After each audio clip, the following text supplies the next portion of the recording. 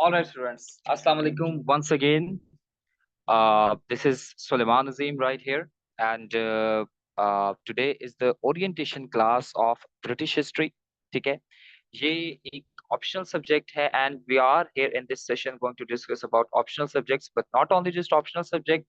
One optional subject बल्कि हम दूसरे ऑप्शनल सब्जेक्ट्स को भी आज डिस्कस करेंगे, स्कोरिंग ट्रेंड को डिस्कस करेंगे, और ये तमाम चीजों को हम देखेंगे कि किस तरह से हमें एक ऑप्शनल सिलेक्ट करना चाहिए। एक ऑप्शन को जब हम सिलेक्ट करते हैं तो उसकी कैरेक्टरिस्टिक्स क्या होनी चाहिए, और किस तरह से हमें किसी भी ऑप्शन को लेकर चलना है। ठीक है, इसमें स्कोरिंग ट्रेंड देखा जा सकता है। And before starting I would request everybody कि कोई भी स्क्रीन को कुछ एडिट वगैरह नहीं करेगा या उस पर ड्रॉ करने की कोशिश नहीं करेगा। ठीक है, it is requested and it is highly appreciated. So students, इसमें आप अगर बात करें तो राइट नाउ एक ऐसा सीजन चल रहा है जिसमें ऑलमोस्ट जितने भी एस्पायरेंट्स हैं, कुछ के कंपल्सरीज हो चुके हैं, कुछ के कंपल्सरीज हो रहे हैं, बट साथ ही साथ एक आपने चीज हमेशा समझनी है कि your CSS is composed of two types of subjects. बड़े बेसिक से स्टार्ट करूंगा। सबसे पहले आपके 600 मार्क्स के होते हैं जी आपके कंपल्सरीज। ठीक है, एंड आपके 600 मार्क्स के होते हैं जी ऑप्शनल्स। ठीक है, 600 मार्क्स के आपके कंपल्सरीज होते हैं और साथ ही साथ 600 मार्क्स के आपके ऑप्शनल्स होते हैं। ठीक है, अच्छा, अब इस सिनेरियो में जो आपके कंपल्सरीज है, जरा इस पे थोड़ा सा बात करते हैं। स्टूडेंट्स, जो आपके कंपल्सरी सब्जेक्ट्स हैं, they are composed of English essay, precis, ठीक है, इस्लामियात, जीके के आपके तीन सब्जेक्ट्स होते हैं, करंट अफेयर्स, पाकिस्तान अफेयर्स, और साथ ही साथ जनरल साइंस एंड एबिलिटी। ठीक है, फिर आपका आ जाता है जी इस्लामियात।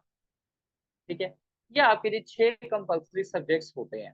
अब स्टूडेंट्स, एक आपने चीज हमेशा समझनी है कि कंपल्सरी सब्जेक्ट्स का जो स्कोरिंग ट्रेंड है वो बहुत अच्छा नहीं है। कंपल्सरी में सिर्फ आपने पास होना होता है, यानी ऐसे में देख लें तो 40 मार्क्स आपके आते हैं, अगर प्रेसी में देख लें तो 40 से 50 आते हैं, यानी बहुत एक्सेप्शनल केसेस होते हैं, रेयर केसेस होते हैं जिसमें प्रेसी में 72 देखे जाते हैं, 70 देखे जाते हैं, 60+ देखे जाते हैं। आमतौर पर 40-50 का ही ट्रेंड होता है। ठीक है, नेक्स्ट आप अगर बात करें तो जनरल साइंस एंड एबिलिटी की बात करें तो स्टूडेंट्स पाकिस्तान अफेयर्स बहुत ज्यादा हिट हो रहा है। पाकिस्तान अफेयर्स का आपको पता है 2022 में भी 23 में भी कोई स्कोरिंग ट्रेंड अच्छा नहीं रहा। The same goes for 2024 as well. 2024 में भी पेपर जो है वो के देखने में इजी लग रहा था, but that was not very easy. और साथ ही साथ आपके जो स्कोरिंग ट्रेंड पाकिस्तान अफेयर्स में भी है वो भी कम है, करीबन वो भी आपका आता है जी 30 से 40 के दरमियान आता है।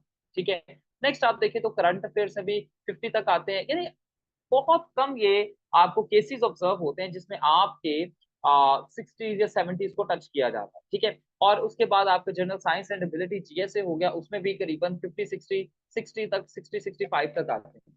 ठीक है, उसके बाद आप देखें तो इस्लामियात में भी 50 और 60 इसी के दरमियान में आते हैं। अब ये सारों को आप देखें तो स्टूडेंट्स, आपका गोल किसी का भी, जब आप सब हार्ड वर्क कर रहे हैं, काम कर रहे हैं या सीएसएस को परसू कर रहे हैं, तो किसी का भी गोल ये नहीं है कि सिर्फ हमने पास होना है। ठीक है, तमाम लोगों का गोल है कि एलोकेशन हो, और एलोकेशन आपके डिजायर्ड ग्रुप में या टॉप ग्रुप में तब आती है जब आपका स्कोर अच्छा होता है।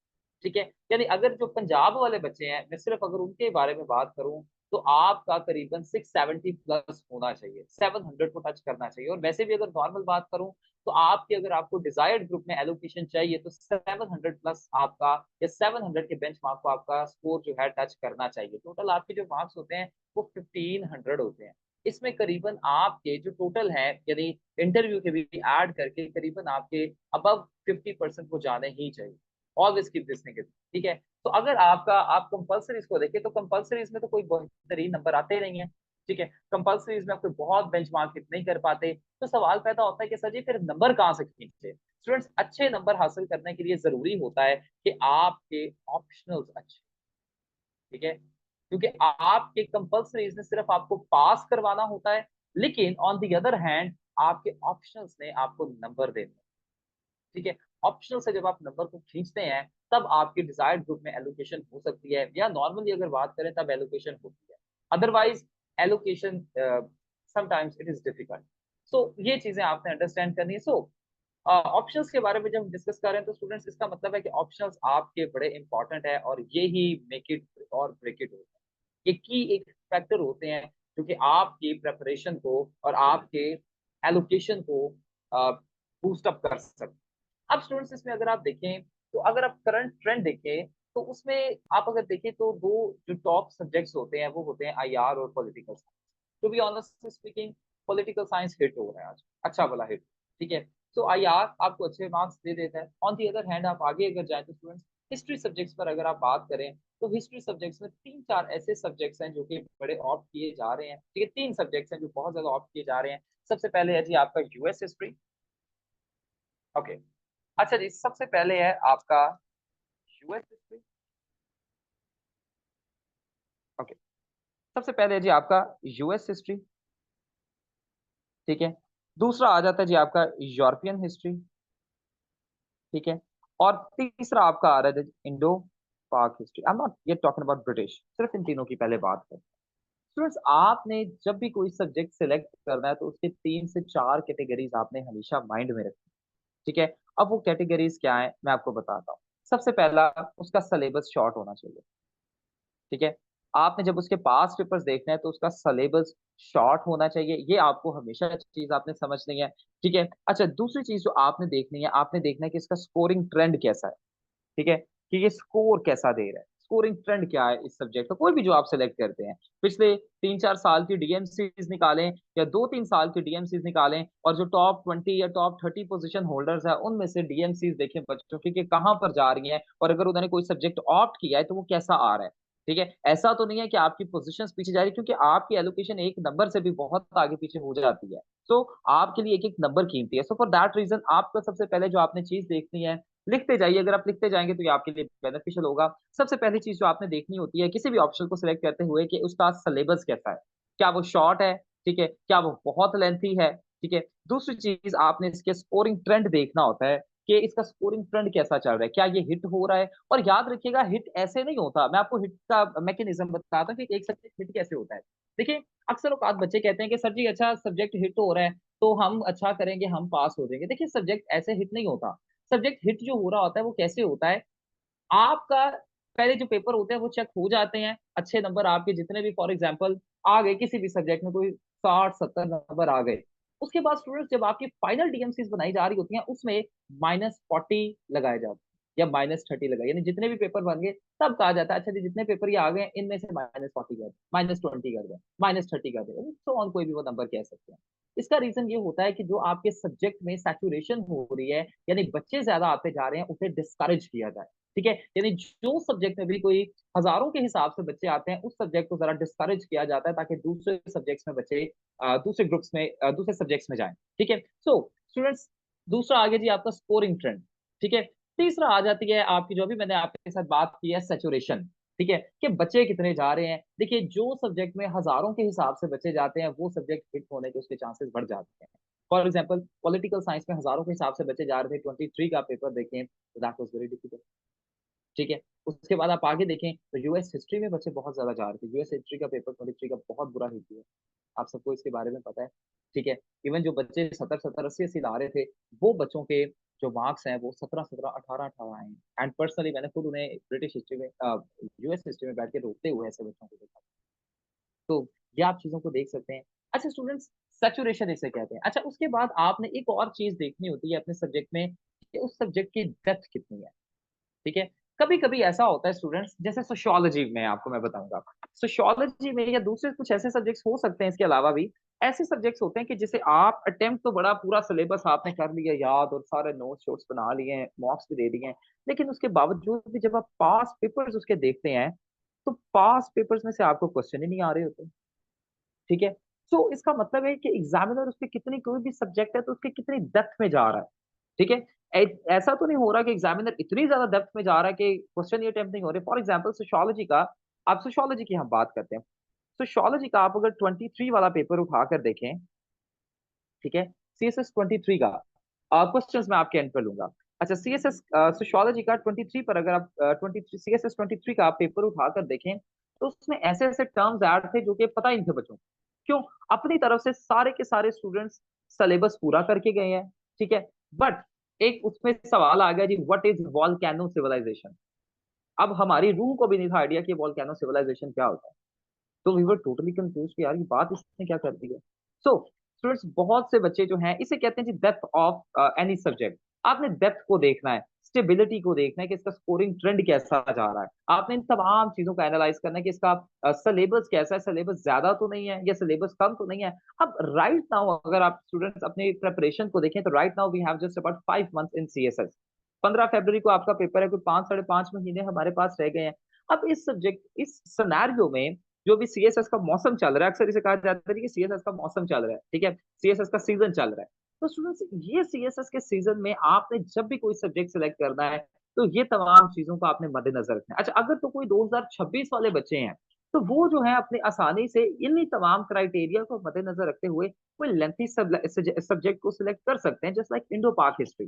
बट मैं पर्सनली ये सजेस्ट नहीं करूंगा कि अगर आप अभी 25 के लिए एस्पायर कर रहे हैं तो सीएसएस 25 के लिए डोंट गो फॉर इंडो पाक हिस्ट्री। हाँ, इंडो पाक हिस्ट्री में आपके नंबर अच्छे आ जाते हैं, बट इंडो पाक हिस्ट्री लेंथी बहुत है, ठीक है। सो वो खत्म होगा ही नहीं, यानी बहुत देर आपको लग जाएगी। एंड अगर आप ब्लाइंडली खुद कर रहे हैं तो that is going to give you a very tough time. So for that reason students, I will not recommend कि आप इन तमाम लेंथी सब्जेक्ट्स में जाएं। अच्छा, अच्छा स्टूडेंट्स, आप में से कोई मुझे बता सकता है कि अभी जो मैंने कैरेक्टरिस्टिक्स बताए हैं या क्राइटेरिया बताए हैं एक सब्जेक्ट को सिलेक्ट करने के, वो क्या है? कोई मुझे लिख के बता सकता है? एनीबडी? कोई अगर मुझे बता सकता है तो that person will be appreciated. अच्छा जी, स्कोरिंग ट्रेंड है हफ्जा, और क्या है?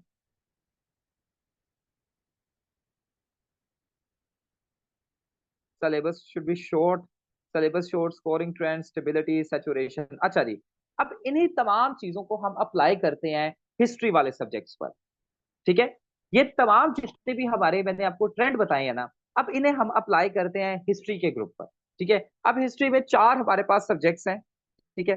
सबसे पहला जी हमारे पास आ जाता है, ठीक है, thank you very much students. सबसे पहला आ जाता है जी यूएस हिस्ट्री, ठीक है। यूएस के बाद कौन सा जी हमारे पास? यूरोपियन हिस्ट्री, ऐसा ही है, यूरोपियन हिस्ट्री। यूरोपियन हिस्ट्री के बाद दूसरा तीसरा देख लेते हैं जी इंडो पाक हिस्ट्री, और चौथा देख लेते हैं ब्रिटिश हिस्ट्री, जिसकी आज ओरिएंटेशन भी है। अच्छा स्टूडेंट्स, मैंने जो आपको बताई चार क्राइटेरियाज, उसमें अगर आप देखें तो यूएस हिस्ट्री बुरी तरह से हिट हो रहा है। एंड यूएस हिस्ट्री का अक्सर बच्चे कहते हैं चलें जी यूएस हिस्ट्री रख लेते हैं, सिलेबस बहुत शॉर्ट है। अच्छा, जब भी हिस्ट्री के सब्जेक्ट आपने यूएस देखना है या ब्रिटिश देखना है ना, तो स्टूडेंट्स ये दोनों ऐसे सब्जेक्ट्स हैं जो कि सिर्फ हिस्ट्री की बात नहीं करते, ठीक है, इनमें करंट सर्कमस्टांसेस की भी बात होती है, ठीक है। सो स्टूडेंट्स, यूएस हिस्ट्री में अगर आप देखें तो यूएस आज आप पूरे देखें तो पूरी दुनिया में फैला हुआ है। आप मिडिल ईस्ट में देख लें, आप इंडो पैसिफिक में देख लें, आप साउथ एशिया में देख लें, आप यूरोप में देख लें, हर जगह पर यूएस ही है, ठीक है। तो यूएस की बहुत सी पॉलिसीज है और बहुत वास्ट स्कोप इस सिनेरियो में हो जाता है, सिलेबस शॉर्ट नहीं रहता, तो वो कहीं से भी पूछ सकता है। सो यूएस हिस्ट्री के लिए एक तो ट्रेंड नहीं चल रहा, स्कोरिंग ट्रेंड बहुत खराब जा रहा है, पहली चीज। दूसरी चीज, इसका जो सिलेबस है इसमें इतनी स्टेबिलिटी नहीं है, आपको बहुत ज्यादा कॉन्शियस इसमें होना पड़ेगा। सो इस वजह से आई डोंट रिकमेंड कि आप यूएस हिस्ट्री की तरफ जाएं, क्योंकि ये हिट हो रहा है और वो आपकी एलोकेशन को अफेक्ट कर सकता है, ठीक है। नेक्स्ट आते हैं जी यूरोपियन हिस्ट्री की तरफ। पहले इंडो पाक की बात कर लेते हैं, फिर यूरोपियन और ब्रिटिश को दोनों को एक साथ लेते हैं। अच्छा, इंडो पाक में अगर देखिए जो मैंने आपको चार क्राइटेरियाज बताए हैं, उसमें अगर आप जाएं तो स्कोरिंग ट्रेंड अच्छा है, ठीक है, बट इसका सिलेबस बहुत ज्यादा है। और अक्सर बच्चे ये बात करते हैं कि सर जी हम ना इंडो पाक इसलिए रख लेते हैं कि हमें पाकिस्तान अफेयर्स में हेल्प मिलेगी, पाकिस्तान अफेयर्स के प्री पार्टीशन में हेल्प मिलेगी। बच्चों, पाकिस्तान अफेयर्स का अगर आप प्री पार्टीशन देखें तो मैं ही वो पढ़ा रहा हूँ, पाकिस्तान अफेयर्स के प्री पार्टीशन में सिर्फ 3 से 4 टॉपिक्स आपने करने होते हैं हार्डली, ठीक है। सो वो 3 4 या 5 टॉपिक से ज्यादा भी आप खींचे तो उन्हें ये सिलेक्टिव टॉपिक्स में से आपका सारा पाकिस्तान अफेयर्स का पेपर आ जाता है, प्री पार्टीशन वाला जो है। प्री पार्टीशन का तो आता ही एक सवाल है। अब उस एक सवाल के लिए आप अपने 3 से 4 महीने सेक्रीफाइस कर सकेंगे? यानी क्या ये एक रियलिस्टिक या रैशनल अप्रोच रहेगी, या क्या ये एक सीजन एस्पायरेंट की अप्रोच रहेगी? आई डोंट थिंक सो, ठीक है। सो 2 से 3 महीने इतने एक लेंथी सब्जेक्ट पर देना और बिल्कुल उस पर फोकस करना सिर्फ आप इस वजह से कि आपको पाकिस्तान अफेयर्स में बेनिफिट मिल जाए, तो I don't think this is a good criteria. So हम इसे भी अपने अभी लिस्ट से डिलीट कर देंगे। लास्ट हमारे पास 2 सब्जेक्ट्स बचते हैं बच्चों, एक है जी यूरोपियन हिस्ट्री, एक है ब्रिटिश हिस्ट्री।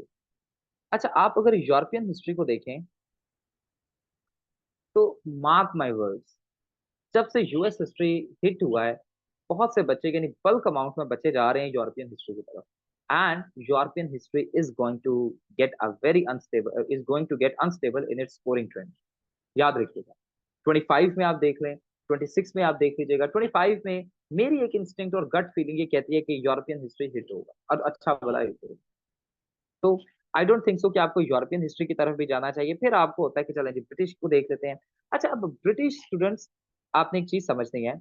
अब ये ब्रिटिश हिस्ट्री की क्लास है, इस वजह से मैं ये नहीं कहूंगा कि आप ब्रिटिश हिस्ट्री की तरफ ही जाएं, या मैंने अगर ब्रिटिश हिस्ट्री पढ़ा है तो मैं इस वजह से नहीं कहूंगा कि आप ब्रिटिश की तरफ जाइए। चलिए, हम ऐसा करते हैं कि जितने भी स्कोरिंग ट्रेंड है या जो भी मैंने आपको क्राइटेरियाज बताए हैं, हम ब्रिटिश हिस्ट्री के ऊपर अप्लाई करके देखते हैं। ठीक है, अगर तो वो तमाम क्राइटेरियाज को ये फुलफिल अच्छे मार्जिन के साथ करेगा, तो देन उस पर हम ब्रिटिश हिस्ट्री को यानी ऑप्ट कर लेंगे। यदि मैं होता तो मैं तो ऑप्ट कर लेता फिर। ठीक है। अच्छा स्टूडेंट्स, ब्रिटिश हिस्ट्री का सबसे पहले अगर आप सिलेबस की बात करें, तो स्टूडेंट्स इसका सिलेबस आप अगर एफपीएससी की वेबसाइट से डाउनलोड करते हैं तो आपको बड़ा लेंथी लगता है। ठीक है, लेकिन आप अगर पास्ट पेपर्स को देखते हैं तो स्टूडेंट्स फ्रॉम 2019 टू ऑनवर्ड्स, ठीक है, सारे जितने भी आप पास्ट पेपर्स को उठा लें तमाम चीजें रिपीट हो रही, यानी कुछ सिलेक्टिव टॉपिक्स हैं। ठीक है, और उन्हीं सिलेक्टिव टॉपिक्स में से ये तमाम चीजें आपकी रिपीट हो रही है, यानी ये वो सारे के सारे टॉपिक्स हैं जिसमें आपका ब्रिटिश हिस्ट्री सिर्फ अभी सिलेबस की बात कर रहा हूँ। स्टार्ट होता है जी ग्लोरियस रेवोल्यूशन से, हेनोरियन सक्सेशन आ जाता है, union of Scotland and England, French revolution आ जाता है, पार्लियामेंट्री रिफॉर्म्स हैं। ठीक है, ये कोई 5-6 टॉपिक्स हैं, 5-6 कोई ये टॉपिक्स हैं, करीबन आपके 15 से 20 टॉपिक्स ये बनते हैं जिनमें से सारा का सारा पेपर आपका आ जाता होता है।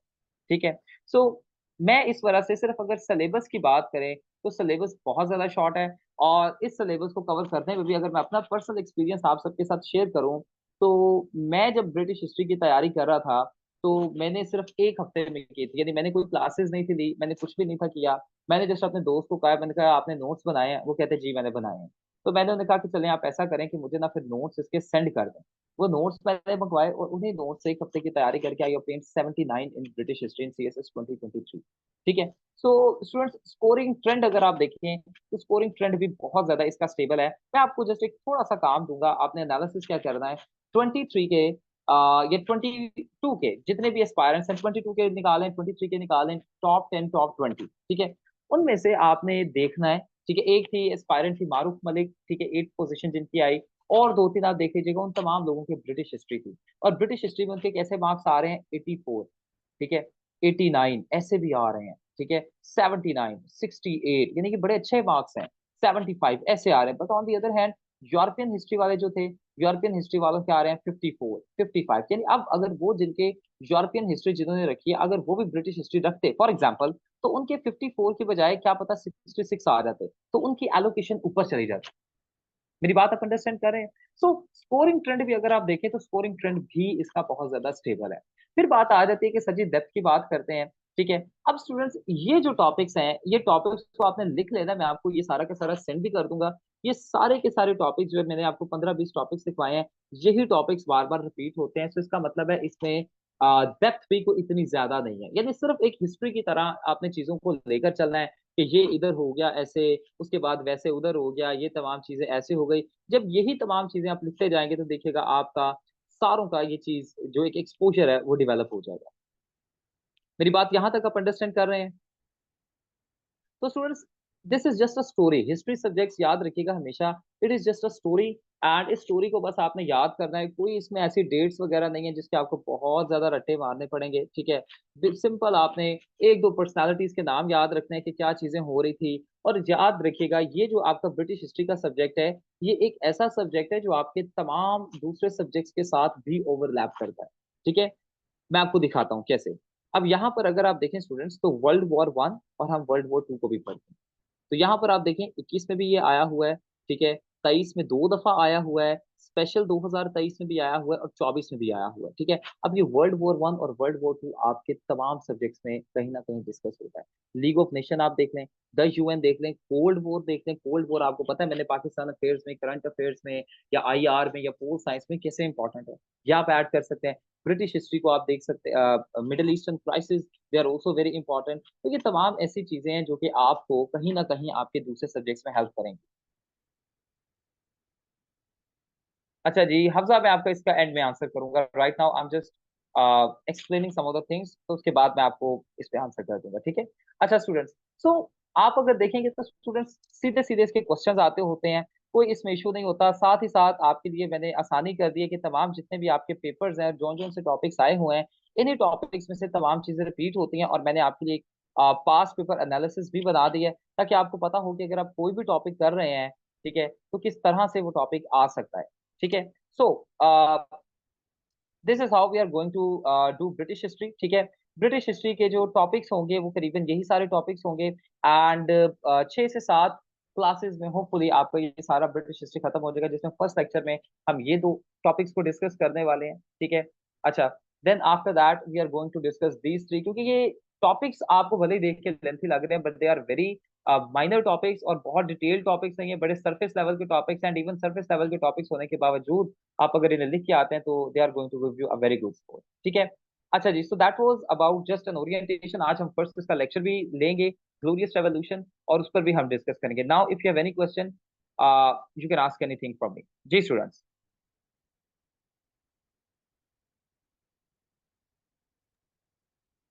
जी। अच्छा जी, हफ्सा सबसे पहले पूछ रही हैं, सर तो अगर वो भी पास हुए हैं ना, जिसने यूएस हिस्ट्री लिया था, जिन्होंने पास किया वो कैसे किया, हम उनको नहीं देखते। अच्छा हमजा, देखिए पास होना is not a big thing in CSS, always keep this thing in mind. ठीक है। पास ऐसे लोग भी कुछ होते हैं जो कि सीएसएस का रिटर्न भी पास कर जाते हैं, ठीक है, और इंटरव्यू भी क्लियर कर देते हैं, ठीक है, इसका कोई इशू नहीं होता, बट इवन आफ्टर दैट वो एलोकेट नहीं होते। ठीक है। आपने बहुत से शायद ऐसे देखे होंगे टीचर्स या मेंटोर्स जो कि उनके उनके साथ लगा होता है कि सीएसएस क्लियर, रिटर्न क्लियर हो गया या ये क्लियर हो गया, लेकिन एलोकेट नहीं वो हुए होते। रीजन ये है कि एलोकेशन आपकी हमेशा नंबरों पर डिपेंड करती है, और अच्छे नंबर पास होना, इफ यू हैव अ गोल कि आप पास हो रहे हैं तो देन आप जा सकते हैं। बट अगर आपको एलोकेशन हासिल करनी है स्टूडेंट्स, तो देन उस एलोकेशन में आपको जो है अच्छे नंबर लेने पड़ेंगे।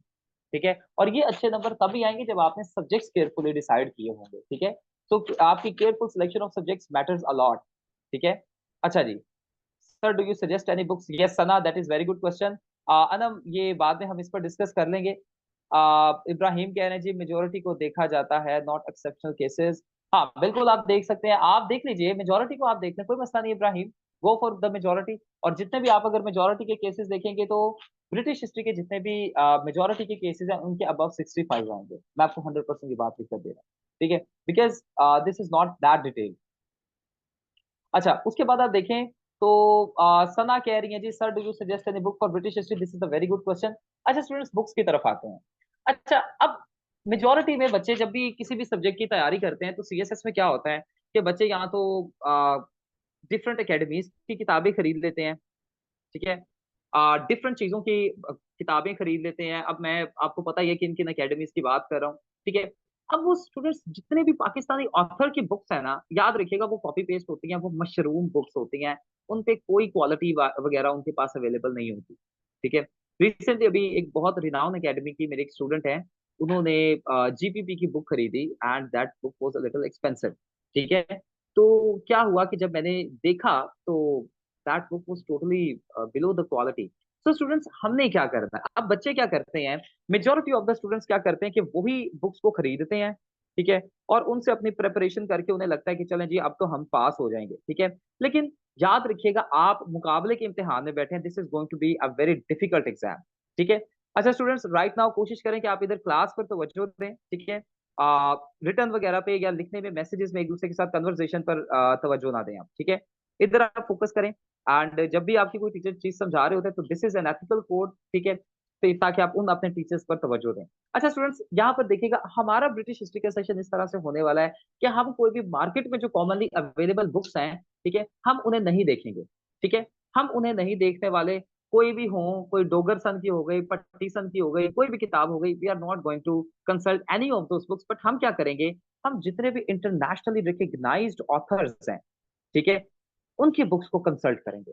ठीक है। और उन इंटरनेशनली रिकग्नाइज्ड ऑथर्स की बुक्स को कंसल्ट करके हम देखेंगे कि इनने इन्होंने क्या लिखा है, और साथ लाइव नोट्स बनाएंगे। आज मैं आपके साथ बनाने वाला हूं, अभी मैं वीडियो पर आऊंगा एंड वीडियो पर हम सब उसके नोट्स बनाएंगे। ठीक है। तो इस तरह से हम इंटरनेशनली रिकग्नाइज्ड बुक से चीजें उठाकर, ताकि जब हमारे नोट्स बने, हमारे पास जो चीजें अवेलेबल हों वो इतनी यूनिक क्वालिटी की चीजें हों कि मार्केट में वो अवेलेबल ही ना हो।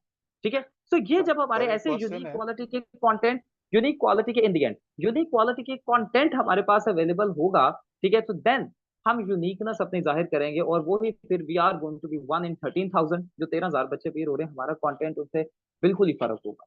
तो इस तरह से हम नोट्स वगैरह बनाएंगे, क्योंकि अभी मैं आपको उसका डेमो देने वाला हूँ, ठीक है। अच्छा जी, आ, अस्सलाम वालेकुम सर, 2 मिनट। जुबैर कह रहे हैं जी sir, hope you are doing well, will the recorded session be available since, ठीक है जी, हो जाएगा। उसके बाद है जी, नहीं मैं हफ्जा ये बता नहीं सकता, ठीक है। आ, सर क्वेश्चन अच्छा आंसर करने हैं। मैं, जी जी आप कर लें, जी हारिस। क्वेश्चन ये है कि एक तो टोटल लेक्चर सब कितने होंगे, और दूसरा आप कह रहे हैं कि यूनिक कंटेंट हम बनाएंगे, तो ये बेसिकली एक हिस्ट्री का वो है, सब्जेक्ट है। तो मतलब किस एक्सटेंड तक सर हमारा कंटेंट डिफरेंट होगा जो बाकी बुक्स है, क्योंकि हिस्ट्री तो रिमेन द सेम, तकरीबन थोड़ा बहुत चेंज होता है। नहीं तो ये एक्चुअली मैं थोड़ा सा आपको पहले एलाबरेट तो कर बता दीजिए। देता हूँ, जो हमारी ये क्लास होगी वो 10 लेक्चर्स में खत्म हो जाएगी, including your past papers and your test and everything, ठीक है। अच्छा फर्स्ट थिंग, सेकंड थिंग ये है कि स्टूडेंट्स, आपकी बात बिल्कुल ठीक है कि कंटेंट हमारा कितना यूनिक होगा। हमारा जो कंटेंट है, देखिए आपके कंटेंट की जो यूनिकनेस होती है सिर्फ इस चीज पर डिपेंड नहीं होती, नहीं रहे होती कि आप लिख क्या रहे हैं। देखिए आपकी डिफरेंट टूल्स, स्ट्रैटेजीज और टेक्निक्स होती हैं जो कि आपको दूसरों से फर्क बनाती हैं, ठीक है, जिसमें क्या हो सकती हैं, आपके मैप इंटीग्रेशन हो सकती है, आपके इंफोग्राफिक्स हो सकते हैं, आपका राइटिंग का तरीका हो सकता है, आपकी डिफरेंट स्ट्रैटेजीज हो सकती हैं, टाइम मैनेजमेंट भी इवन इसमें काउंट हो सकती है। और साथ ही साथ देखिएगा, जितने भी, अब देखिए ना, फॉर एग्जाम्पल आपके जितने भी एस्पायरेंट्स दूसरे हैं, कंपेटिटर्स हैं, वो क्या करते हैं, वो इधर उधर से चीजों के रेफरेंसेस कोट करते हैं या चीजों को कोट करते हैं, यानी जो एक प्रॉपर सॉलिड आर्ग्यूमेंट्स को कोट नहीं कर पाते। तो हमारे यूनिकनेस ये होगी कि हम अनसीन आर्ग्यूमेंट्स को कोट करेंगे, यानी कुछ ऐसी चीजें कोट करेंगे जो दूसरों के पास अवेलेबल ही नहीं है, पहली चीज। दूसरी चीज, हम सॉलिड आर्ग्यूमेंट्स को कोट करेंगे और सॉलिड किताबों के रेफरेंसेस देंगे, ठीक है। We are not just going to consult FPSC books, ठीक है, एफपीएससी रिकमेंडेड बुक्स को भी हम देखेंगे, बट ना सिर्फ वो, बल्कि हम दूसरी किताबों को भी देखेंगे जो इंटरनेशनली रिकग्नाइज्ड ऑथर्स की हैं या इंटरनेशनली यूज होती हैं, ताकि हमारा कंटेंट जो है दूसरों से थोड़ा बहुत फर्क हो जाए। थोड़ा बहुत हो सकता है कुछ सवालों में, कुछ में बहुत ही यूनिक हो सकता है, बट कोशिश ये रहेगी कि जो कंटेंट हमारे पास अवेलेबल हो at the end of this session, वो दूसरों के पास अवेलेबल ना हो, ठीक है जी। Any other questions? ऑलराइट जी। नूर कह रही है सर क्लासेस कब से स्टार्ट होंगी, will let you know about that, ठीक है। आ, देहाना कह रही है जी सर, एक टीचर कह रहे थे कि अगर ब्रिटिश हिस्ट्री ने इतना से रूल किया है जिन जिन कॉलोनीज पर, उन सबको भी पढ़ना पड़ेगा। नहीं नहीं नहीं नहीं, कहीं पर भी नहीं है। देखिए मुझे एक बात बताइए, ये ही जस्ट आपके टॉपिक्स आते होते हैं, ठीक है, and I share past papers with you as well. उसमें कहीं पर भी ये नहीं लिखा हुआ कि अगर ब्रिटिश ने किसी कॉलोनी पर रूल किया हुआ है, ठीक है, तो उसके बारे में भी लिखें, सब कॉन्टिनेंट के बारे में लिखें। सब कॉन्टिनेंट का तो जिक्र ही नहीं है, ठीक है, सब कॉन्टिनेंट पर भी तो रूल किया है ना, सब कॉन्टिनेंट का जिक्र ही नहीं है।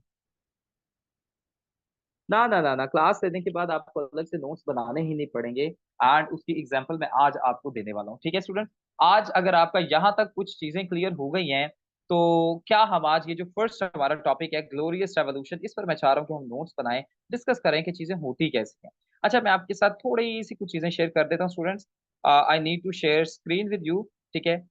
मुझे आपको एक चीज दिखानी है ताकि मैं आपको दिखा सकूं। स्टूडेंट्स ये देखिएगा, uh, ये है जी ड्राइव, और इस ड्राइव में जितने भी ब्रिटिश हिस्ट्री की सेशन की चीजें, ये देखिए ब्रिटिश हिस्ट्री 25 टॉप पर ही है।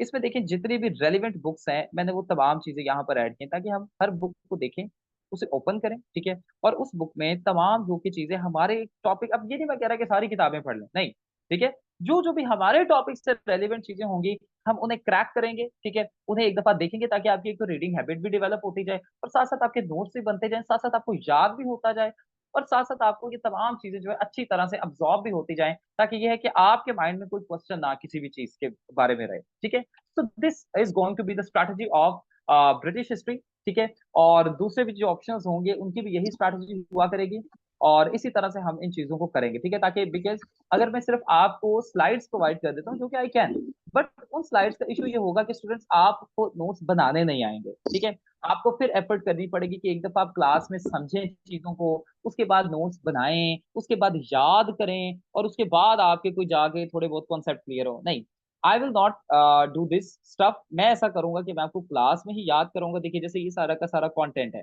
अब हम देखेंगे कि इस कंटेंट में से कौन कौन सी चीजें हैं जो कि हमारे काम की हैं, ठीक है, और हम उन्हें करेंगे। फॉर एग्जाम्पल जैसे यहाँ पर आप देखें तो इस बुक में ग्लैडस्टोन एंड डिसराइली, ये हमारे टॉपिक से रेलिवेंट है, तो हम ये चीज लाजमी पढ़ेंगे, ठीक है। उसके बाद आप देख सकते हैं जी, यहाँ पर देखें तो बस जी इसमें सिर्फ यही हमारे काम का है। और इस चीज को ग्लैडस्टोन एंड डिसराइली, ये दो पर्सनालिटीज हैं जो ब्रिटिश हिस्ट्री में आती है, हम इन्हें डिटेल में जाकर देखेंगे।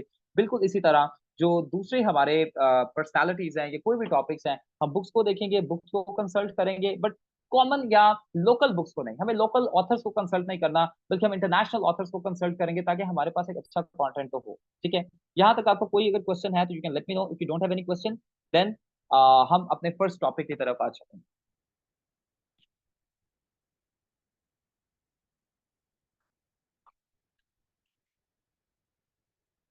ऑलराइट जी, किसी का भी कोई सवाल नहीं है? देन ऑलराइट जी, अपने पास पेन पेपर वगैरह आप पकड़ लें, कंपाइल कर लें, चीज़ों को अरेंज कर लें, ताकि ये है कि हम अपना फर्स्ट जो आज टॉपिक है उसे भी कंप्लीट करें, उसे भी डिस्कस करें, और उसके बाद देखें कि किस तरह से इसे किया जा सकता है। पास्ट पेपर्स को भी उसके बाद हम कंसल्ट कर लेंगे।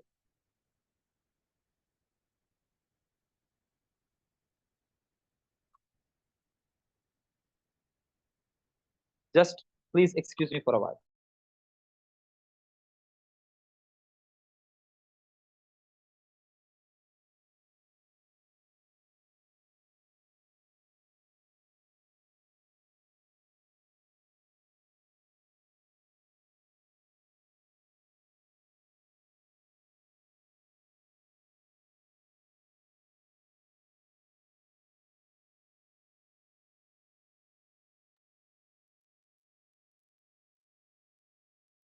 ऑलराइट जी students, as you can C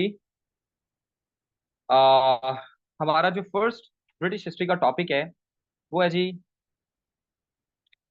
glorious revolution. तो करते हैं जी, लिख लें मेरे साथ।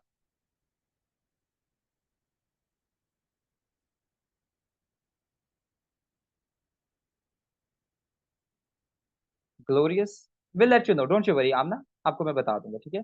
ग्लोरियस, ग्लोरियस रेवोल्यूशन, अच्छा ये होता है जी 1688 में। थोड़ी सी आपने मेरे साथ स्पीड रखती है, ठीक है। और ये है कि चीजें आपको मैं क्वेश्चन जो भी अगर आपके होते हैं तो मैं आपके एंड में करूंगा, कोशिश ये करूंगा कि सारे क्वेश्चंस आपके साथ साथ एड्रेस में करता जाऊं। अच्छा students, what was this glorious revolution, आखिर ये क्या है? आपको शॉर्ट में बताऊंगा। स्टूडेंट्स, उस टाइम पर जो इंग्लैंड का रूलर था, ठीक है, उसका नाम था जी जेम्स टू, ठीक है। और वो था जी कैथोलिक। आपको पता है कि उस टाइम पर पुराने जमानों में कैथोलिक और प्रोटेस्टेंट्स का बहुत ज्यादा इश्यू चल रहा था। 1688 का दौर था, और 1688 में जो रूलर था उसका नाम था जी जेम्स टू, और जेम्स टू कैथोलिक था, ठीक है। और जेम्स टू का ये चीज आपने याद रखना है कि जेम्स टू का कोई बेटा नहीं था। अच्छा, अब क्या होता है कि पहले चार्ल्स टू रूलर होता है, जैसे ही चार्ल्स टू की डेथ होती है तो जेम्स टू रूलर बन जाता है। अब जैसे जेम्स टू रूलर बनता है तो जेम्स टू बड़ा तगड़ा कैथोलिक था, तो वो क्या करता है कि पूरी कंट्री में कैथोलिकिज्म को प्रमोट करना शुरू कर देता है, कैथोलिक्स को बड़े फायदे देता है, कैथोलिक्स के बड़े यानी जो भी। और उस टाइम पर जो पार्लियामेंट थी, यस ये भी चीज आपने याद रखनी है, ठीक है, जो पार्लियामेंट थी वो थी जी आपकी प्रोटेस्टेंट, ठीक है। किंग जो था, यानी किंग कौन था जी? James two. जेम्स टू जो था वो था जी कैथोलिक वर्सेस पार्लियामेंट। अच्छा, ये जो पार्लियामेंट थी आपके पास, पार्लियामेंट थी जी प्रोटेस्टेंट, ठीक है, यहां पर लिख लीजिए, पार्लियामेंट थी प्रोटेस्टेंट, प्रोटेस्टेंट। ये क्रिश्चियंस के दो बड़े फिरके हैं, ठीक है। और जेम्स टू जो था, ठीक है, जेम्स टू जो किंग था वो था कैथोलिक।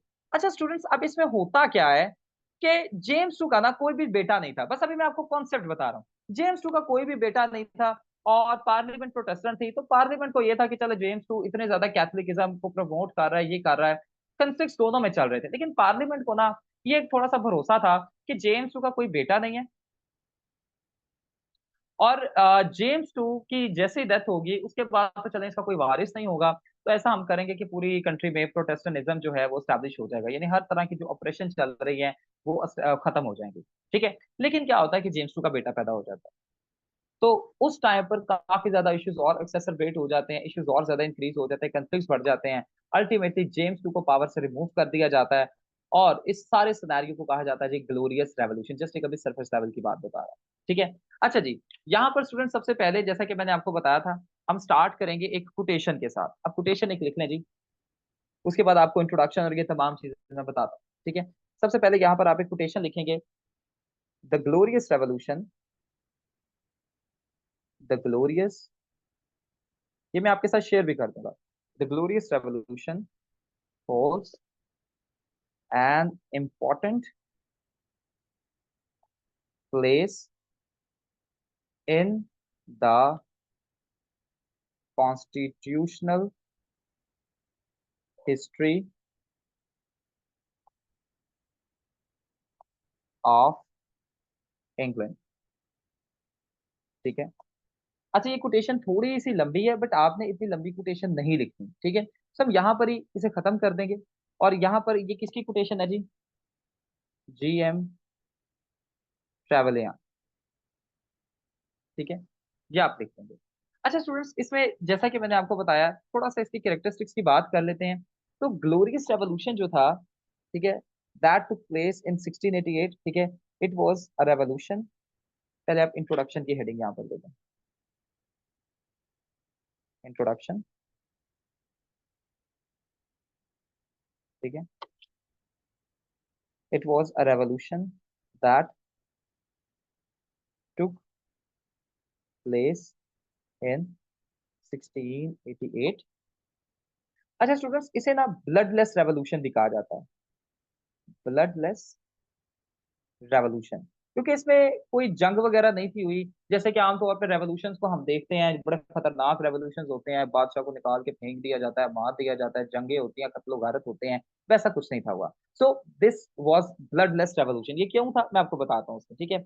यहाँ पर इसमें क्या हुआ कि किंग, ठीक है, किंग का नाम था जी जेम्स टू, याद कर लें ये सब। किंग का नाम था जेम्स टू। इसमें क्या था कि king was overthrown, king was overthrown, ठीक है, and replaced by his daughter. यानी जो जेम्स टू था ना, उसकी बेटी और उसके दामाद ने, ठीक है, उसका तख्ता उलट दिया था। और उसकी बेटी का नाम था जी queen Mary, queen Mary, and उसके हस्बैंड का नाम था William of Orange, William of Orange, ठीक है। अच्छा, ये जो दोनों थे ना, ये थे प्रोटेस्टेंट्स, क्वीन मैरी और विलियम ऑरेंज, ये प्रोटेस्टेंट्स थे, ठीक है। और ये डच रिपब्लिक के रूलर्स थे, ठीक है। तो इस सिनेरियो में क्या होता है, जब ये जेम्स टू था, ठीक है, कैथोलिकिज्म को बड़ा प्रमोट कर रहा था और बड़ी पॉलिसीज को जो पार्लियामेंट ने बताई थी उन्हें कैंसिल कर रहा था। तो स्टूडेंट्स, इस सिनेरियो में क्या होता है कि जितने भी उस टाइम के इन्फ्लुएंशियल पर्सनालिटीज थी इंग्लैंड में, वो लेटर भेजती हैं क्वीन मैरी को और विलियम ऑरेंज को कि आए और हमें बचाएं। और ये आते हैं, एक बहुत ज्यादा आर्मी के साथ आते हैं। और इतनी ज्यादा आर्मी को देखकर 23 दिसंबर को किंग जेम्स जो थे वो भाग जाते हैं, ठीक है। अल्टीमेटली किंग जेम्स का जितना भी रूल है वो खत्म होता है। और किंग जो इंग्लैंड में प्रोटेस्टेंटिज्म कायम हो जाता है, और क्वीन मैरी और विलियम ऑफ ऑरेंज की बादशाह वहां पर कायम हो जाती है। उसके बाद काफी ज्यादा तरक्की हुई, ठीक है, इसलिए इसे कौन? Glorious revolution. जी जी। अच्छा, इसमें क्या होता है, जी जी, आपका कोई क्वेश्चन है? इसमें क्या हुआ था जी, despotic rule of the king came to an end, ठीक है। और इसके बाद बहुत ज्यादा इसके कॉजेज बहुत ज्यादा थे, ठीक है।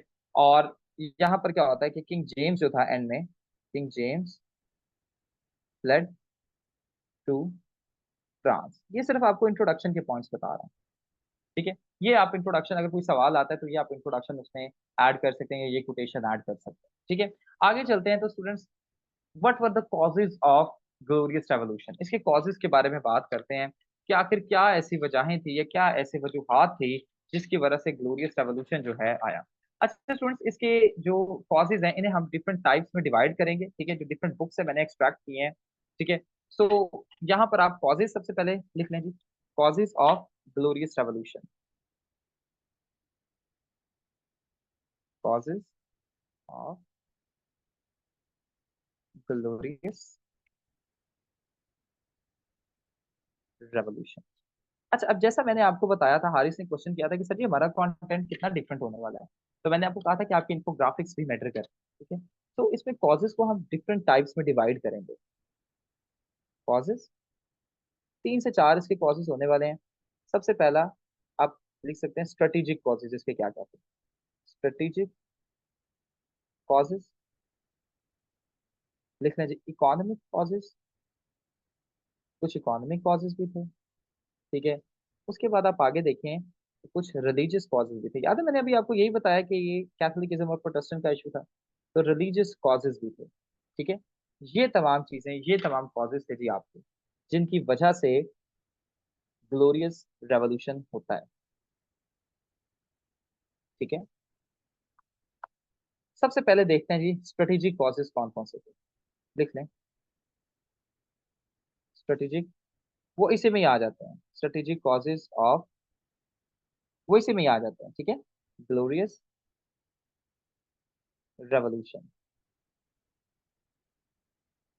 नहीं, हम इतना ज्यादा डिवाइड नहीं करेंगे, ठीक है, क्योंकि हम जो है इकोनॉमिक जो है आपके सोशल कॉजेज में ही आते हैं, ठीक है। तो इकोनॉमिक कॉजेज आपने ऐड कर दी है, ठीक है। तो यही हम चीजें जो मेजर मेजर है वो यही है, ठीक है। देख लेते हैं कौन कौन से थे स्टूडेंट्स।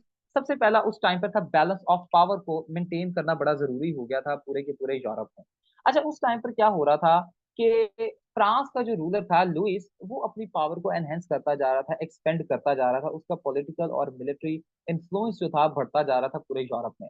अच्छा, उस सिनेरियो में जरूरी था कि फ्रांस, इंग्लैंड भी इन तमाम यानी अपने आप को फ्रांस से बचाए। अब देखिएगा, हमेशा एक ऐसी कंट्री जो कि स्टेबल है वो एक्सटर्नल थ्रेट से अपने आप को प्रोटेक्ट कर सकती है, ठीक है। लेकिन उस टाइम पर इंग्लैंड में तो स्टेबिलिटी थी ही नहीं। क्यों? क्योंकि इंग्लैंड में एक तरफ पार्लियामेंट आपकी थी, वो प्रोटेस्टेंट थे, दूसरी तरफ आपका जो किंग था वो कैथोलिक था, तो वो आपस में लड़ रहे थे। सो स्टेबिलिटी थी ही नहीं, ठीक है। तो अपने कंट्री में स्टेबिलिटी मेंटेन करने के लिए और फ्रांस के मिलिट्री और पॉलिटिकल एक्सपेंशन से बचने के लिए, ठीक है, ये है कि ग्लोरियस रेवोल्यूशन को इंट्रोड्यूस किया गया ताकि कंट्री में स्टेबिलिटी आए, और ये है कि हर तरह के इन्फ्लुएंस को काउंटर किया जा सके। पहला लिखना जी, पहला है पॉलिटिकल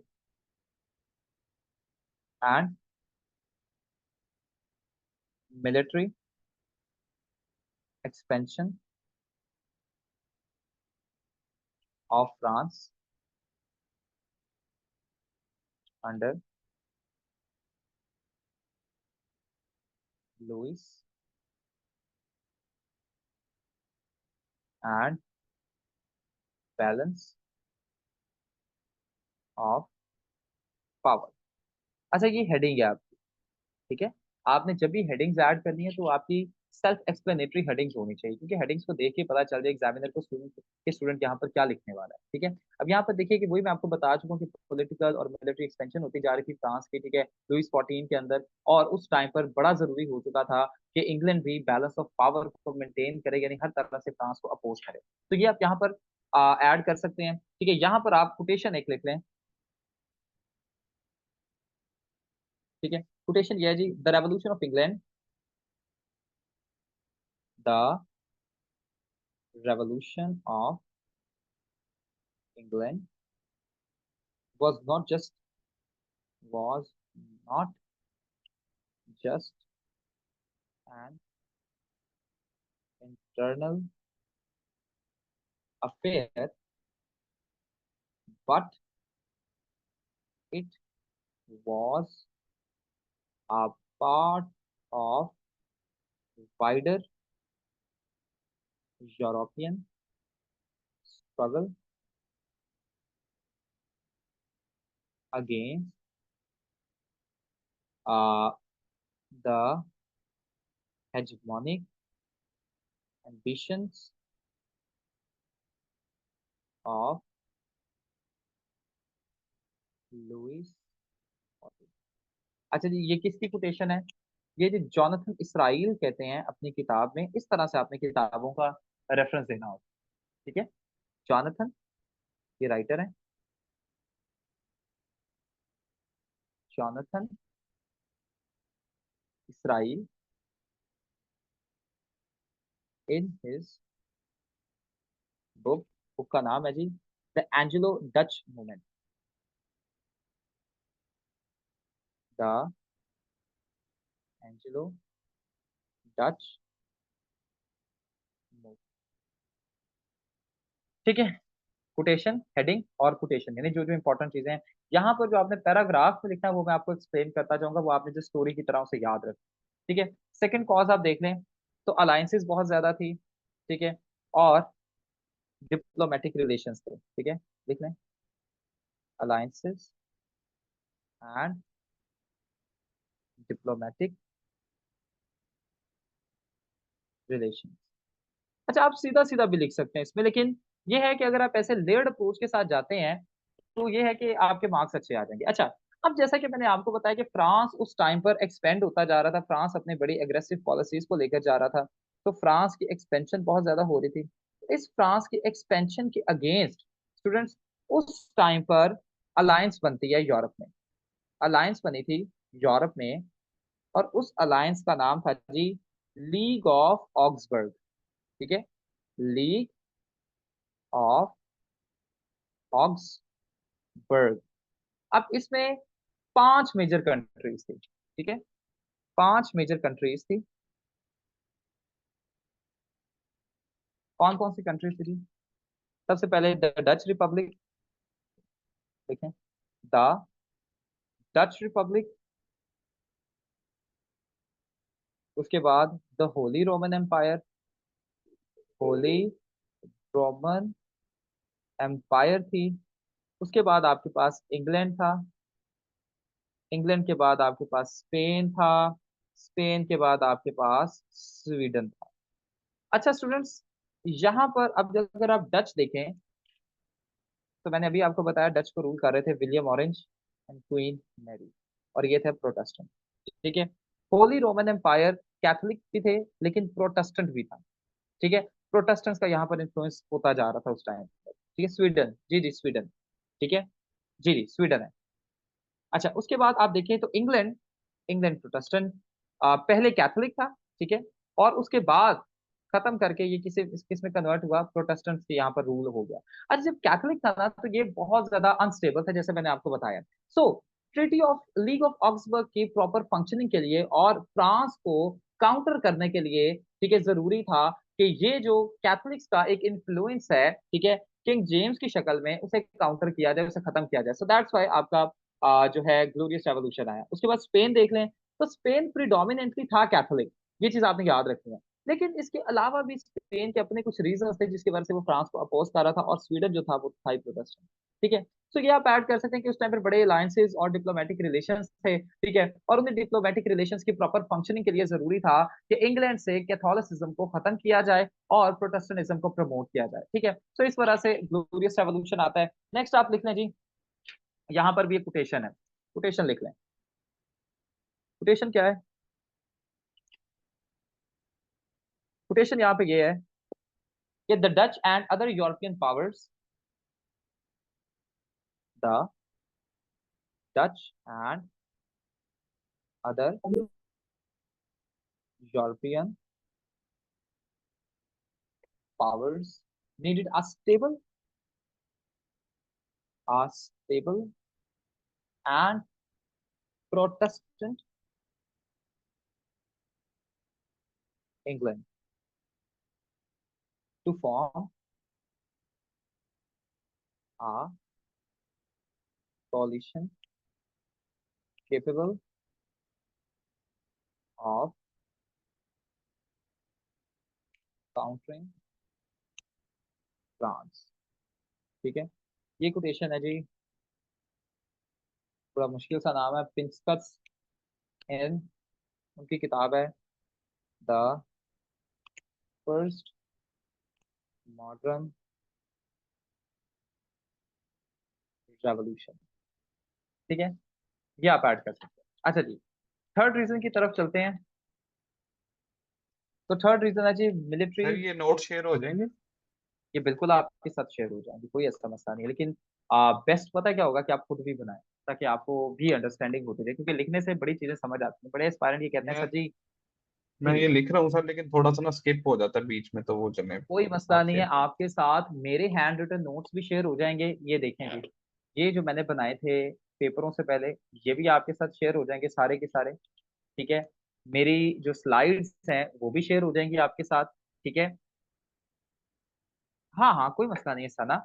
आपके साथ मेरे हैंड रिटन नोट्स भी शेयर हो जाएंगे जिनसे मैंने 79 क्रैक किए थे। आपके साथ ये जो हम क्लास में बना रहे हैं ये भी शेयर हो जाया करेंगे। आपके साथ जो स्लाइड्स हैं वो भी शेयर हो जाया करेंगे, ताकि हमने किसी तरह से देखिए होल्ड रहने ही नहीं देना अपनी तैयारी में। We have to become the best of the best.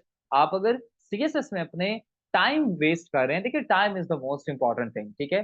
Resources और ये तमाम चीजें तो रिप्लेनिश हो जाती हैं, but time is the most important thing. तो जब आप, आपकी फैमिली सारे अपना टाइम इन्वेस्ट कर रहे हैं, तो एट दैट टाइम यानी इस सिनेरियो में जरूरी है कि हम कोई होल रहने ही ना दें अपनी तैयारी में, कोई वीकनेस रहने ही ना दें। तो उसमें हर तरह से मैं, सरलता, हम सब टीम आपके साथ है। अच्छा जी, आगे देखिए। तो थर्ड था जी military strategy and defence. Third point लिखते हैं जी, military strategy, military strategy and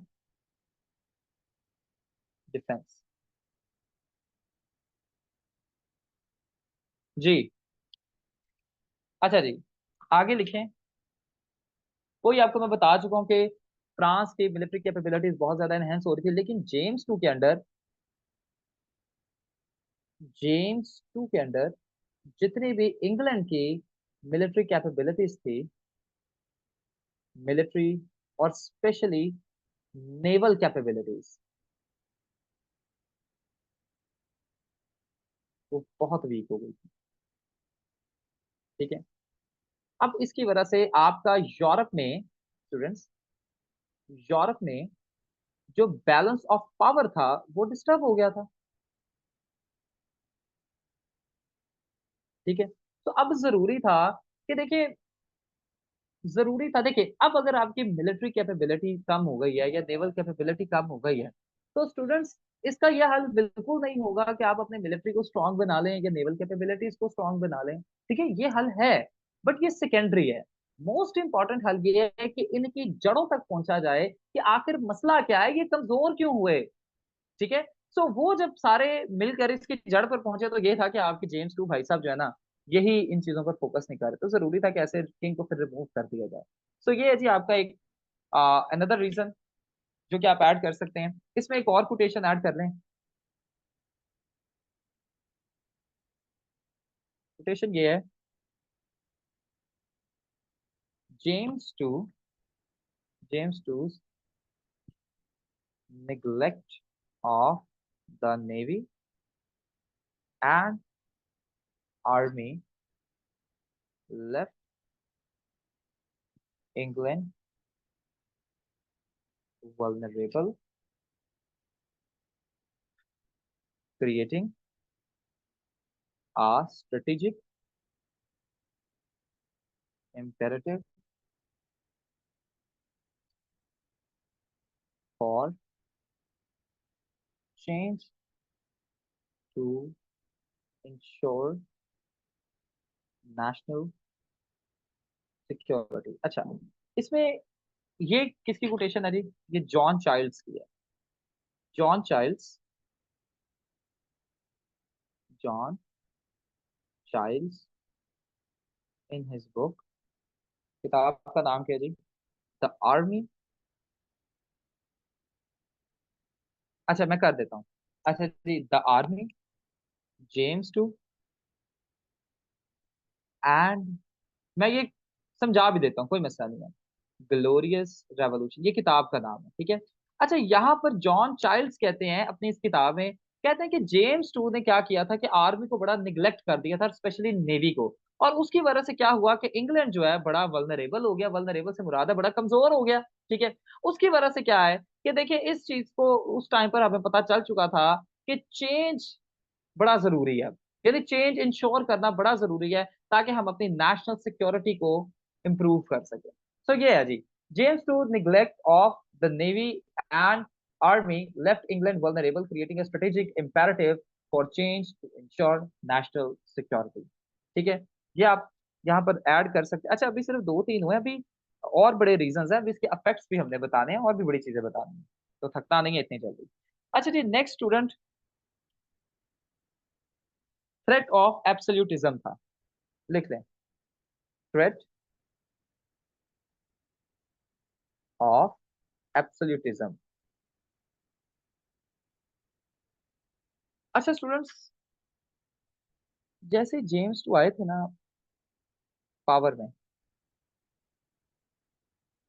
ठीक है, इन्होंने क्या किया कि ऐसी पॉलिसीज को इंट्रोड्यूस करवाना शुरू कर दिया, इंट्रोड्यूस्ड पॉलिसीज जिसमें ये तमाम पावर को कंसोलिडेट करते जा रहे थे। अब आप सब ने, आई एम कंसिडरिंग कि आपने कंपल्सरी को पढ़ा हुआ है, तो सिनेरियो में मुझे चलिए आप बताइए, क्या वो कंट्री या कोई स्टेट अफेक्टिव फंक्शनिंग कर सकती है जिसमें पावर कॉन्सेंट्रेटेड हो? एनीबडी? नो कोई मुझे सर, बता सकता? लाइक वो authoritarian sir, no basically sir. Regime sort of very good, very good, यानी इसका मतलब है सेपरेशन ऑफ कि पावर नहीं होती। Right, very good. सो अब क्या हुआ, जेम्स टू ने ऐसी पॉलिसीज इंट्रोड्यूस कर दी जिसमें उसने पावर को ना कॉन्सेंट्रेट कर लिया, कॉन्सेंट्रेट करना शुरू हो गया। अच्छा, अब इस सिनेरियो में स्टूडेंट्स एक और चीज आपने यहाँ पर मैं आपको मेंशन करना चाहता हूँ कि जेम्स टू बिलीव करता था जी थ्योरी ऑफ डिवाइन राइट पर, ठीक है, ही believe in theory of divine right. अच्छा, डिवाइन राइट का मतलब ये था कि जो किंग है ना, that was appointed by divine power, यानी खुदा की तरफ से, डिवाइन नहीं, डिवाइन पावर, ठीक है, he was appointed by divine power. तो इसका मतलब है कि उस टाइम पर बादशाहों का, ये थ्योरी ऑफ डिवाइन राइट कहती थी कि अगर तो बादशाह को खुदा ने मुकर्रर किया है या अल्लाह ताला ने मुकर्रर किया है, तो बस वो जवाब दे भी अल्लाह ताला को ही है, इंसानों को नहीं वो जवाब दे सकता, वो जो मर्जी करे वो ठीक है, ठीक है। तो जो भी वो करता है वो बिल्कुल ठीक है, हम किंग को क्वेश्चन नहीं कर सकते। और जेम्स टू भी था जो बिलीव करता था थ्योरी ऑफ डिवाइन राइट पर, यस बिल्कुल, ठीक है। सो इस सिनेरियो में ये है कि वो कहता था अच्छा जी मैं डिवाइन राइट पर बिलीव करता हूँ, मैं जो मर्जी करूँ ठीक, ठीक है। तो ये भी आप ऐड कर सकते हैं, ठीक है। उसके बाद उसने एक और काम किया, ही रिपील्ड टेस्ट लॉ। लिख लीजिए यहाँ पर, अब ये टेस्ट लॉ क्या है ये आगे जाकर आपको मैं बताऊंगा, व्हाट वाज टेस्ट लॉ, क्योंकि आगे हमने इस पर जरा डिस्कशन करनी है, बस अभी ये लिख, ठीक है। इसने ना टेस्ट लॉ को रिपील कर दिया था, आगे देखते हैं, ठीक है। तो इस वजह से डर था कि कहीं एब्सोल्यूटिज्म और ज्यादा इसकी बढ़ती ना जाए और जुल्म तशद्दुद ना बढ़ता जाए। इस सिनेरियो में ये है कि उन्होंने सोचा कि क्यों ना हम इसे रिमूव कर दें, ठीक है। ये आप ऐड कर सकते हैं। नेक्स्ट है जी, पॉइंट आप लिखिए, फिफ्थ पॉइंट आप जो ऐड करेंगे वो है, नजर आ रहा है सबको? अच्छा जी, William of Orange ambition, William of Orange ambition, उसके अपने भी कुछ पर्सनल एम्बिशन, ठीक है। सबसे पहला क्या था स्टूडेंट्स, जो फर्स्ट वन था वो ये था कि वो अपने कंट्री की यानी अपनी पावर्स को, पुराने जमाने में यही तो होता था, वो डच रिपब्लिक का जो था रूलर था, और जितने भी बादशाह थे वो यही चाहते थे कि चलो जी अपना जरा इन्फ्लुएंस इंक्रीज किया जाए, ठीक है, अपना स्पेयर ऑफ इन्फ्लुएंस, यहाँ पर ऐसे वर्ड्स आप लिखेंगे ना तो जरा अच्छे लगेंगे, स्पेयर ऑफ इन्फ्लुएंस को एनहेंस किया जाए, यानी अपनी टेरिटरी को जरा बढ़ाया जाए, अपनी ताकत को बढ़ाया जाए। तो यही विलियम का भी था कि वो भी यही करना चाहता था। So that's why first William of Orange ambition में अगर आप देखें तो लिखें विलियम्स, विलियम की, देखिए ये बड़ी जनरल सी चीजें हैं, ठीक है, कि हमने सारों ने मूवीज में भी देखी है कि बादशाह यही चाहते होते थे। तो William's desire to expand his influence and power beyond Dutch republic, ठीक है। ये आप ऐड कर सकते हैं, इसमें आप बताएंगे कि जो विलियम ऑरेंज था,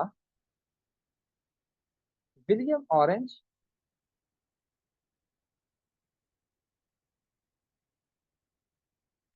वॉज अ मिलिट्री लीडर, ठीक है, बड़ा एक कमाल का मिलिट्री लीडर भी था और एक स्टेट्समैन भी था।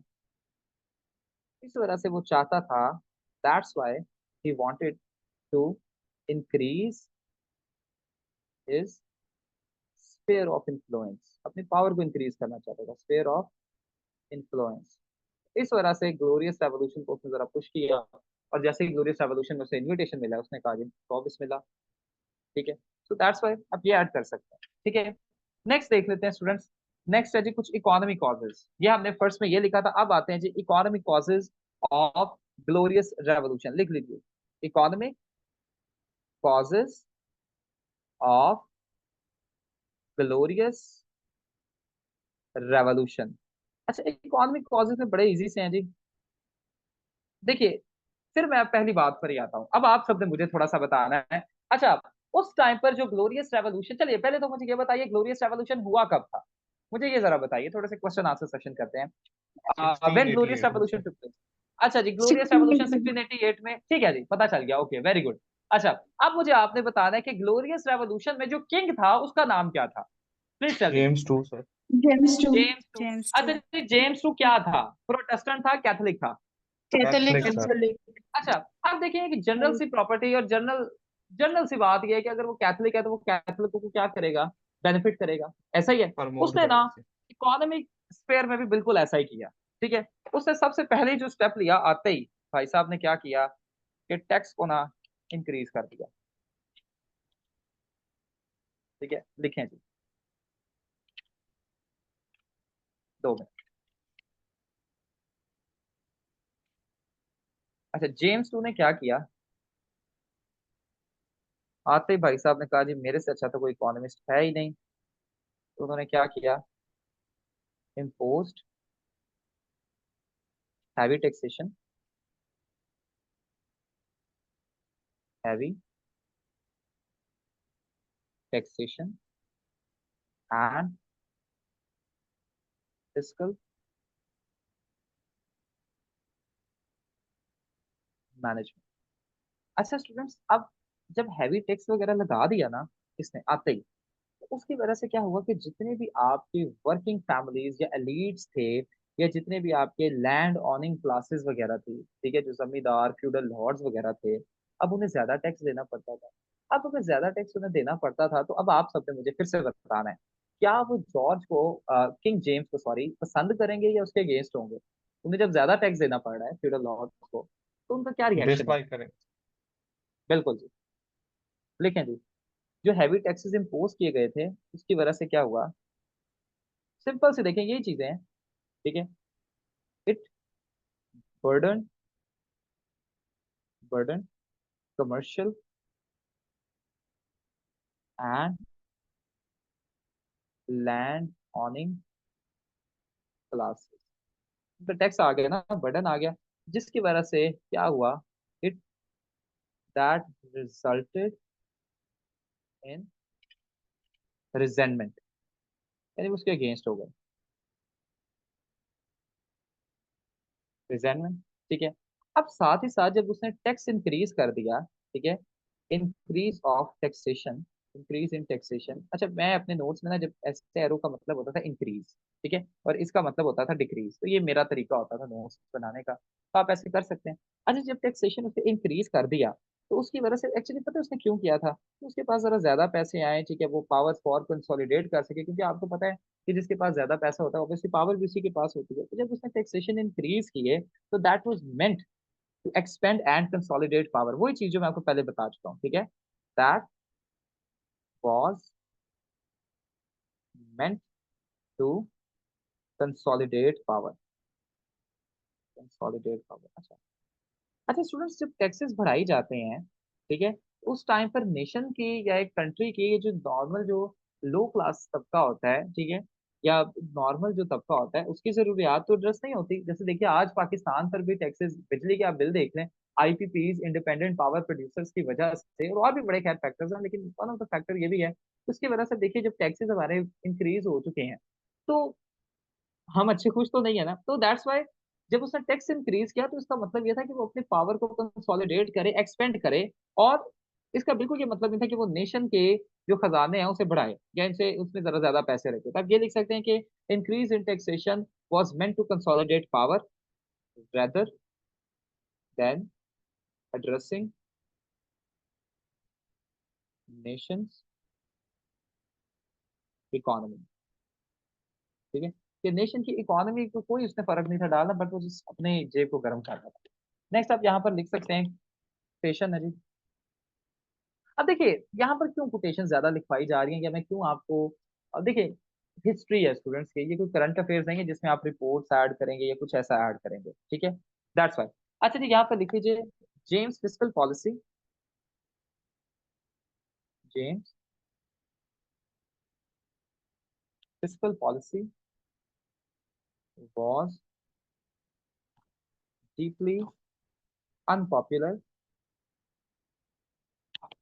among merchants। देखिए ना, जब उसने टैक्सेस वगैरह ज्यादा लगाए तो मर्चेंट्स को भी बहुत ज्यादा प्रेशराइज कर दी, so that was deeply unpopular among merchants who viewed, देखिए, who viewed them as a tool sir आपने फॉर, मर्चेंट प्लस मिस कर दिया। अच्छा, was deeply unpopular among merchants, यहाँ पर लिख लीजिए मर्चेंट्स, ठीक है, as a rule for consolidating power, ठीक है। ये किसने जी कहा, ये वैलस राइटर है, उसने कहा, वैलस इन, किताब का ही नाम उन्होंने रखा है जी, द ग्लोरियस रेवोल्यूशन, ठीक है, ये आप ऐड कर लेते हैं, ठीक है। उसके बाद दूसरा इकोनॉमिक फिगर ये था कि इसने मोनोपोलीज और ट्रेड रिस्ट्रिक्शंस लगा दिए थे, मोनोपोलीज एंड ट्रेड रिस्ट्रिक्शंस लगा दिए, ठीक है। अच्छा, अब जब इसने ट्रेड रिस्ट्रिक्शंस और मोनोपोलीज लगा दिए तो ऑब्वियसली जितने भी आपके ट्रेडर्स वगैरह हैं, दे वर डीपली अफेक्टेड बाय, एंड उसकी वजह से भी, ठीक है, they all went against king James. ये आपने बिल्कुल ऐड करना, ठीक है, यहाँ पर भी कोटेशन लिखना चाहिए, James attempts to control trade, to control trade to monopoly monopolies and restrictive policies alienated the merchants, ठीक है, who felt their economy, who felt their economic freedom uh, being curtailed, ठीक है। ये भी PIN मुश्किल से नाम है, पिंथस, ठीक है। और इनकी जो किताब है जी, इनकी किताब का भी नाम है द ग्लोरियस रेवोल्यूशन,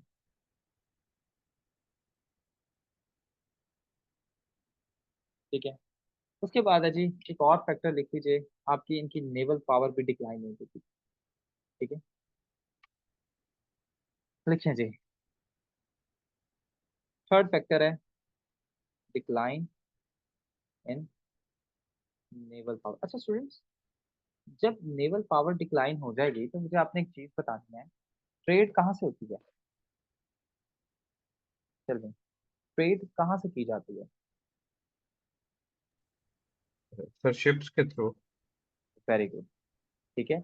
अब स्टूडेंट्स, जब ओशंस के थ्रू ट्रेड की जाती है, जब इनकी नेवल पावर रिड्यूस होगी ना, तो उनकी जो इंपोर्ट एक्सपोर्ट मैकेनिज्म है वो सारा कमजोर। तो इस सिनारियो में ये है कि इनकी इंपोर्ट एक्सपोर्ट अफेक्ट हुई, ठीक है। और ये है कि जितने भी आपके एलीट्स हैं उनकी रिजेंटमेंट होगी, जितने मैसेज हैं, ठीक है, वो जरा नाराज हो गए इससे, तो ये आप ऐड करने चाहिए यहाँ पर, ओके। इंग्लैंड की क्या हुआ, नहीं जी, यहाँ पे कोटेशन नहीं है, England naval power was reduced, ठीक है, that significantly impacted its ability to protect and expand its economic interests abroad। अच्छा, अब मैंने ये क्यों लिखा है पता है, ये कोई कोटेशन नहीं है, ये आपका पैराग्राफ है। स्टूडेंट्स, आपने जब कोई भी अपना पेपर अटेम्प्ट करना है तो आपके बॉडी पैराग्राफ ऐसे ही दो दो तीन तीन लाइनों के, ये हर चार लाइनों के होने चाहिए, ठीक है। तो ज्यादा अपने लंबे बॉडी पैराग्राफ्स ऐड नहीं करने होते। ठीक है। अच्छा जी, यहाँ तक आपको समझ में आ रहा है? अगर कोई क्वेश्चन है तो आप इसे लिख लीजिए, I will address them in the end. Okay, आगे चलते हैं स्टूडेंट्स। तो आगे मैंने आपको कौन सा थर्ड रीजन कौन सा लिखा था? Religious causes. तो लिख लें जी, religious religious causes causes of glorious. अच्छा, मेरी राइटिंग थोड़ी सी रफ है, तो एक्सक्यूज मी फॉर दैट। ठीक है। अच्छा जी, ठीक है।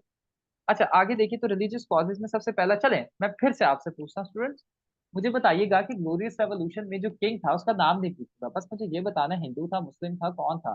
क्रिश्चियन था? और कैथलिक अगर था।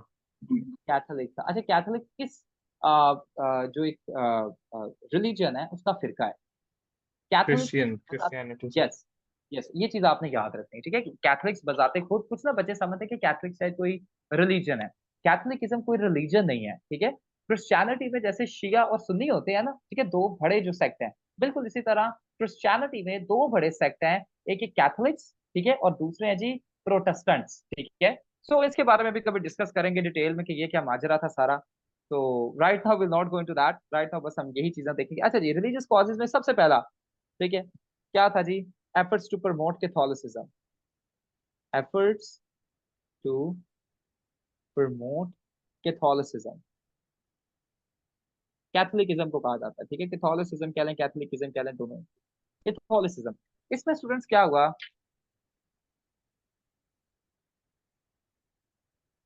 कि किंग जो था, किंग जेम्स, यही नाम था ना, किंग जेम्स टू जो यस। था, उसने जितने भी कैथोलिक्स थे उन्हें हाई ऑफिसेस दे दिए। यानी जितने लायक भी नहीं थे उन्हें हाई ऑफिसेस दे दिए, जहां से हमें पता चल रहा था। और जितने भी प्रोटेस्टेंट्स थे उन्हें लो ऑफिसेस थे। अच्छा स्टूडेंट्स, आप सबने आई एज्यूम कि पाकिस्तान अफेयर्स पढ़ा हुआ है। तो पाकिस्तान अफेयर्स में जो वॉर ऑफ इंडिपेंडेंस हुई थी, अगर मैं पूछता हूँ कि उसके मिलिट्री कॉजेज क्या थे, स्ट्रेटेजिक कॉजेज, मुझे बताइए। तो किसी को कोई आइडिया है इसके बारे में? ये सर कोई किसी, ब्रिटिशर्स ने अपने हिंदुओं को मतलब सब दिए लोगों थे, को इंडियंस आई को। रैंक्स दिए थे और पाकिस्तानी और इंडियंस को मतलब लो रैंक्स दिए।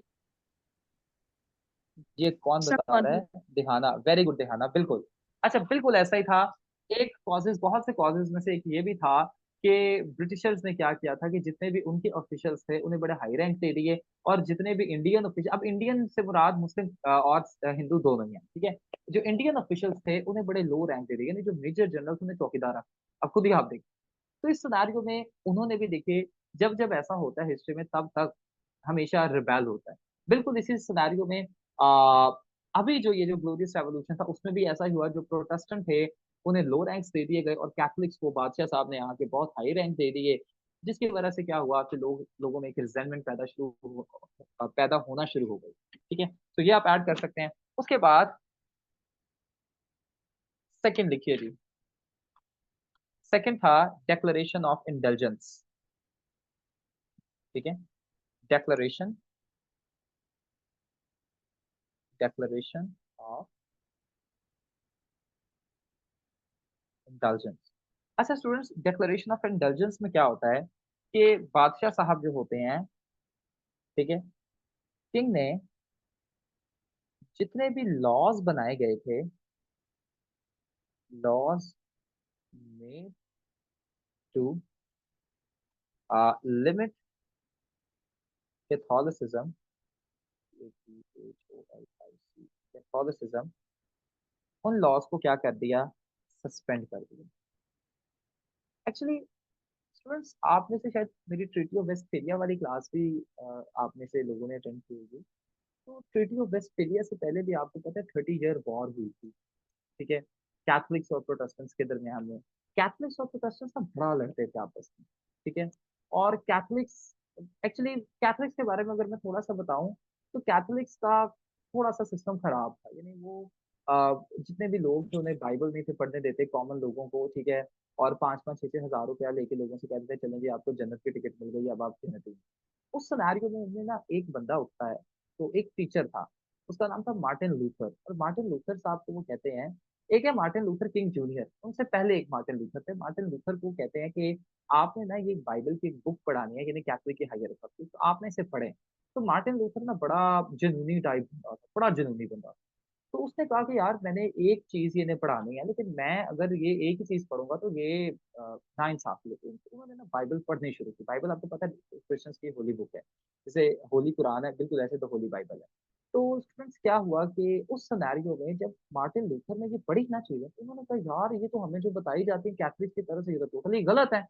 तो उस टाइम पर मार्टिन लूथर ने कैथलिक्स के खिलाफ प्रोटेस्ट किया। तो जैसे एक हर शहर का कोई ना कोई एक मेन चौक होता है, ठीक है, जैसे लाहौर में आपको पता होगा लिबर्टी है, ऐसे डिफरेंट आप जिन शहरों से हो सकते हैं वहां पर डिफरेंट चौक है।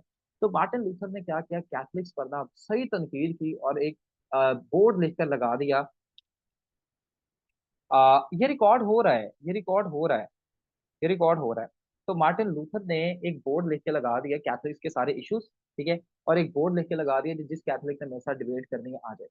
तो एक अपने एरिया में जाता था जहां पर वो रहता था, सारे लोग उसके साथ मिल गए और इन्होंने मिलकर कैथलिक्स के खिलाफ किया प्रोटेस्ट। और ये प्रोटेस्ट जो करते थे ना, उन्हें कहा जाने लगा जी प्रोटेस्टेंट, ठीक है। सो ये सारी कोई इनकी थोड़ी बहुत हिस्ट्री है। अच्छा, तो बड़ी ब्लडी हिस्ट्री आमतौर पे रही है। तो क्या हुआ कि उस टाइम पर ना कैथलिक्स को रोकने के लिए, ये कैथलिक्स को जरा लिमिट करने के लिए, ये कैथलिक्स की पावर को रिड्यूस करने के लिए कुछ लॉज बनाए गए थे पार्लियामेंट की तरफ से, ठीक है। सो मैंने जैसा कि पहले आपको सबसे पहले पेपर में क्या लिखवाया था कि glorious revolution was about king James versus parliament. तो पार्लियामेंट में ने कुछ रूल्स बनाए थे, कुछ ट्रीटीज बनाई थी, कुछ लॉज बनाए थे। उनमें से एक लॉ लिख लीजिए, एक लॉ था जी, नाम लिख लें, टेस्ट एक्ट। लिख लें, यहां पर एग्जाम्पल दे रहे हैं जी, टेस्ट एक्ट। टेस्ट एक्ट 1673 में ये दिया गया था, ठीक है। और टेस्ट एक्ट ये था कि जो भी ऑफिशियल्स आपके आते हैं,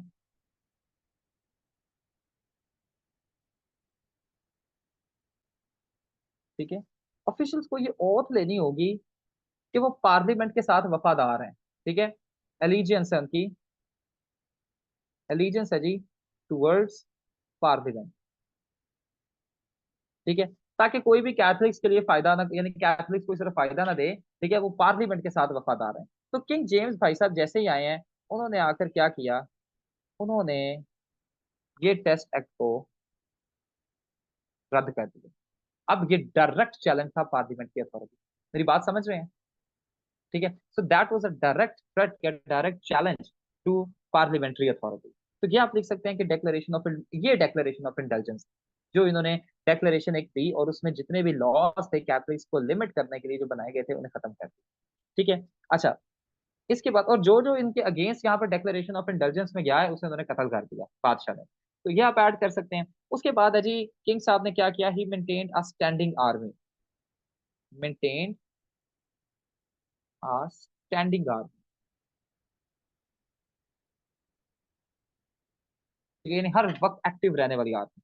तो ये जो आर्मी उन्होंने बनाई किंग ने, ठीक है, ये आर्मी थी that was composed of Catholics, ठीक है। सो इन्होंने ये कैथलिक्स वाली आर्मी बनाई, कैथलिक लोगों की। और लोगों में ये डर फिर फैलना शुरू हो गया कि ये ना हो कि बादशाह साहब आकर पार्लियामेंट का बिल्कुल ही तख्ता उलट दें और कैथोलिकिज्म, कैथोलिसिज्म को फिर से पूरे इंग्लैंड में कायम कर दें, ठीक है, और फिर से वही जुल्म सितम और लड़ाइयाँ झगड़े शुरू हो जाएं। तो दैट्स वाई आप ये ऐड कर सकते हैं। नेक्स्ट आप देखें तो revival of the court of high commission, लिखें जी। फोर्थ फैक्टर है revival of the court of high commission. अच्छा स्टूडेंट्स, ये जो कोर्ट था, इस कोर्ट को एक्लेसियास्टिकल कोर्ट कहा जाता है या हाई कमीशन। बस ये याद रख लें कि इस कोर्ट को अबॉलिश किया था पार्लियामेंट, ठीक है। दिस कोर्ट वाज, बस ये आपने याद रखना, फंक्शंस वगैरह में नहीं जाना। This was abolished by parliament. अच्छा, अब बादशाह साहब ने आकर क्या किया कि इसे रिवाइव कर दिया फिर से, ठीक है। अब इसका मतलब पहले भी देखिए टेस्ट एक्ट को इन्होंने रिपील किया, ठीक है, तो डायरेक्ट चैलेंज कर रहे थे किसे, पार्लियामेंट को। यहां पर भी जो पार्लियामेंट ने चीज को अबॉलिश किया है, ठीक है, उसे आगे रिवाइव कर दिया। इसका मतलब अब लोगों को लग रहा था कि this is going to be a direct challenge and बहुत ज्यादा इश्यूज और हो सकते हैं। तो इस वजह से ये सारे कॉजेज थे कि लोगों को पता चल गया कि ये बादशाह हमारा नहीं है, ठीक है। This king is going to cause a lot of troubles for Protestants, तो दैट्स व्हाई इन्होंने रिप्लेस किया। यहाँ तक सिर्फ अभी मैंने आपको कॉजेज लिखवाए हैं। अब इवेंट्स की हेडिंग दीजिए, ठीक है। इवेंट्स, इवेंट्स नेक्स्ट पेज पर चलते हैं। ऑलराइट जी, नेक्स्ट पेज पर चलते हैं जी, इवेंट्स पर, ठीक है। इवेंट्स ऑफ ग्लोरियस रेवोल्यूशन, यहाँ तक समझ आ रही है सबको? लिख लें जी, events, third page, events of glorious. चलें जी, थैंक यू, आपको समझ आ रही है तो। देखिए बच्चों, एक चीज हमेशा याद रखनी है, आपकी कामयाबी में हमारी कामयाबी है, ठीक है। हम तब तक क्लास खत्म नहीं कर सकते जब तक कि आपको कोई चीज समझ नहीं आ रही, ठीक है। टेस्ट एक्ट रिपीट कर दो। टेस्ट एक्ट एक ऐसा एक्ट था जिसमें जो भी ऑफिशियल्स आते थे दिखाना, वो उन्हें आके ये कसम उठानी होती थी, ओथ लेनी होती थी। कसम तो नहीं, क्योंकि क्रिश्चियंस में कसम नहीं होती, ओथ उठानी होती थी, ठीक है। यानी एक वादा करना होता था, आप कह सकते हैं कि हम पार्लियामेंट से वफादार रहेंगे, ठीक है, यानी पार्लियामेंट प्रोटेस्टेंट है तो हम इनसे वफादार रहेंगे, ठीक है। ये आप ऐड, अच्छा यस, एक और चीज आपने ऐड करनी है। देखिए, मैं भूल गया, एक और चीज आपको ऐड करवाना, यहाँ पर लिखिए जी, एक बड़ा important factor, birth of a son. Yes, मैंने याद है आपको स्टार्टिंग में बताया था कि पार्लियामेंट को था कि चलें जी, इसका तो कोई बेटा नहीं है जेम्स टू का, तो जैसे इनकी डेथ होगी हम प्रोटेस्टेंटिज्म को स्टैब्लिश कर लेंगे। लेकिन क्या होता है कि जेम्स टू का बेटा पैदा हो जाता है, ठीक है, बर्थ ऑफ सन, ठीक है। तब लोगों को लगता है कि नहीं, अब मसला हो सकता है, बाप भी जुल्म कर रहा है, बेटा भी आके डबल जुल्म करेगा। अच्छा, अब ये सारी चीजों को देखते हुए स्टूडेंट्स, उस टाइम पर ना दो बड़े इन्फ्लुएंशियल पर्सनालिटीज या इन्फ्लुएंशियल ग्रुप्स होते थे इंग्लैंड में। एक थे जी विग्स। अब यहाँ पर हमने लिखना नहीं है कुछ, ठीक है, WH, विग्स प्लस स्टोरीज, ये हमने क्या करना है कि इन्फोग्राफिक्स की मदद से समझना है। विग्स और टोरीज, इन दोनों ने क्या किया स्टूडेंट्स, ये दोनों ग्रुप्स ने, ये बड़े पावरफुल ग्रुप है, इन दोनों ने सपोर्ट किया जी,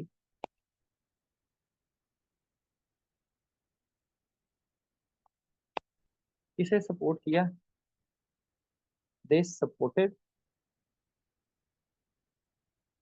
सपोर्टिव सेवन इन्फ्लुएंशियल, यानी इंग्लैंड में ना उस टाइम पर सात बड़े कमाल के, यानी बिशप हो गए, कुछ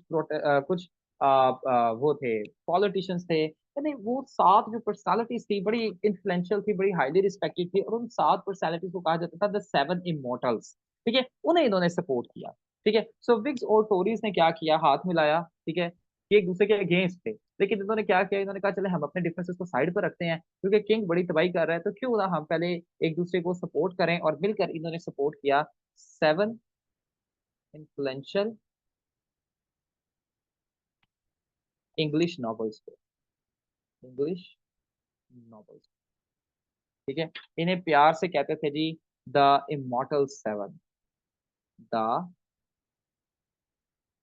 इमॉर्टल सेवन, ठीक है। इन्हें सपोर्ट किया, और इन्होंने आगे से क्या किया, लेटर लिखा, देखते हैं जी, रॉट आ लेटर टू, इसे लेटर लिखा डच रिपब्लिक के किंग को, और किंग जेम्स के दामाद को, विलियम ऑरेंज, ठीक है,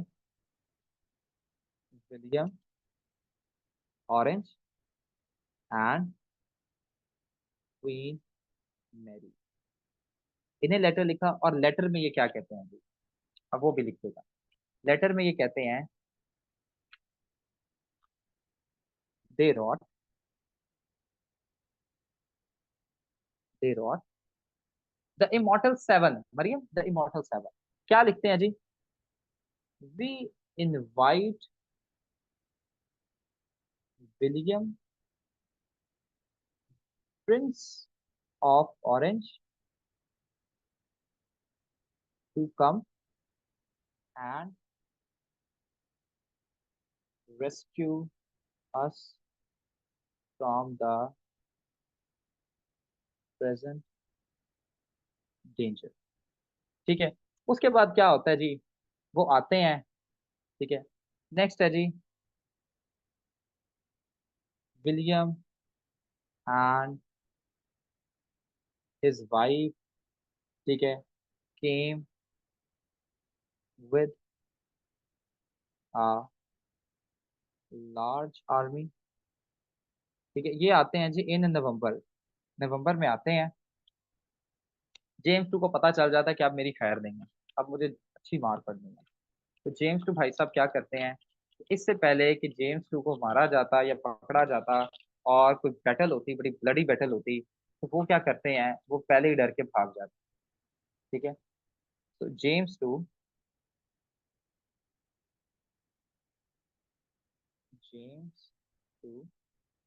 इन fear of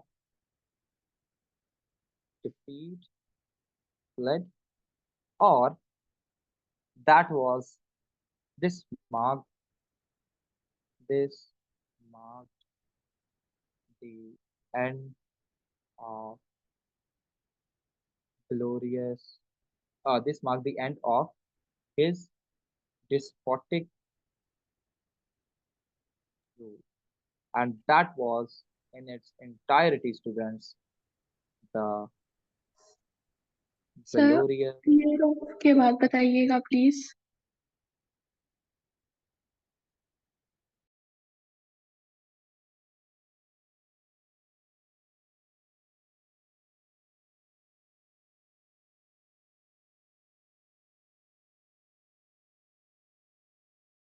audible, मेरी आवाज आ रही है आपको? आई एम सॉरी, मुझे समझ नहीं आई कि आप क्या कह रही थी, can you please repeat it?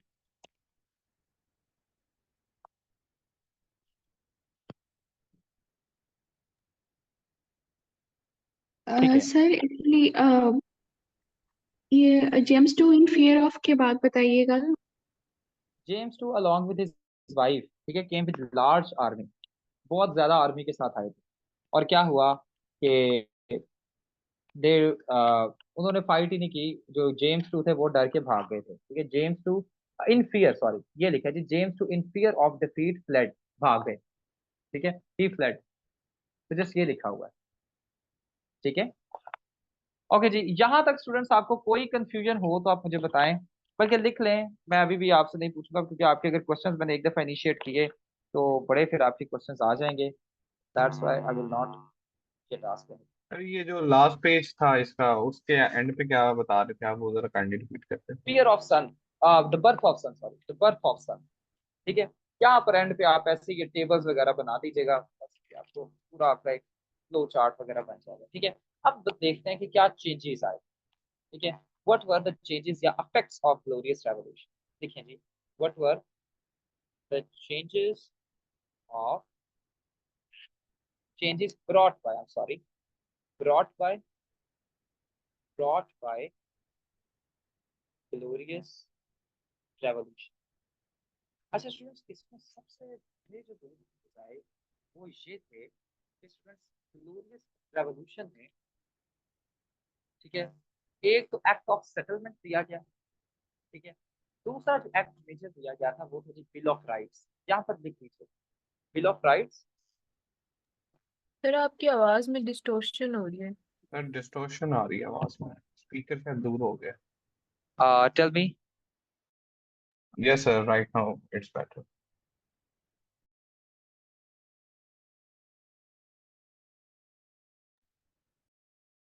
Bill of Rights, Bill of Rights, ठीक है, और Act of Settlement, Act of Settlement, दो चीजें यहाँ पर दी गई। अच्छा, अब इसके दो दो तीन तीन आपको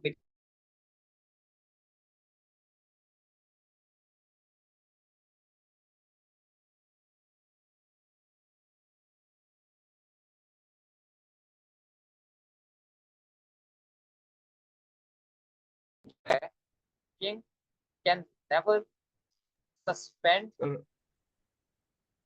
any law, ठीक है, made।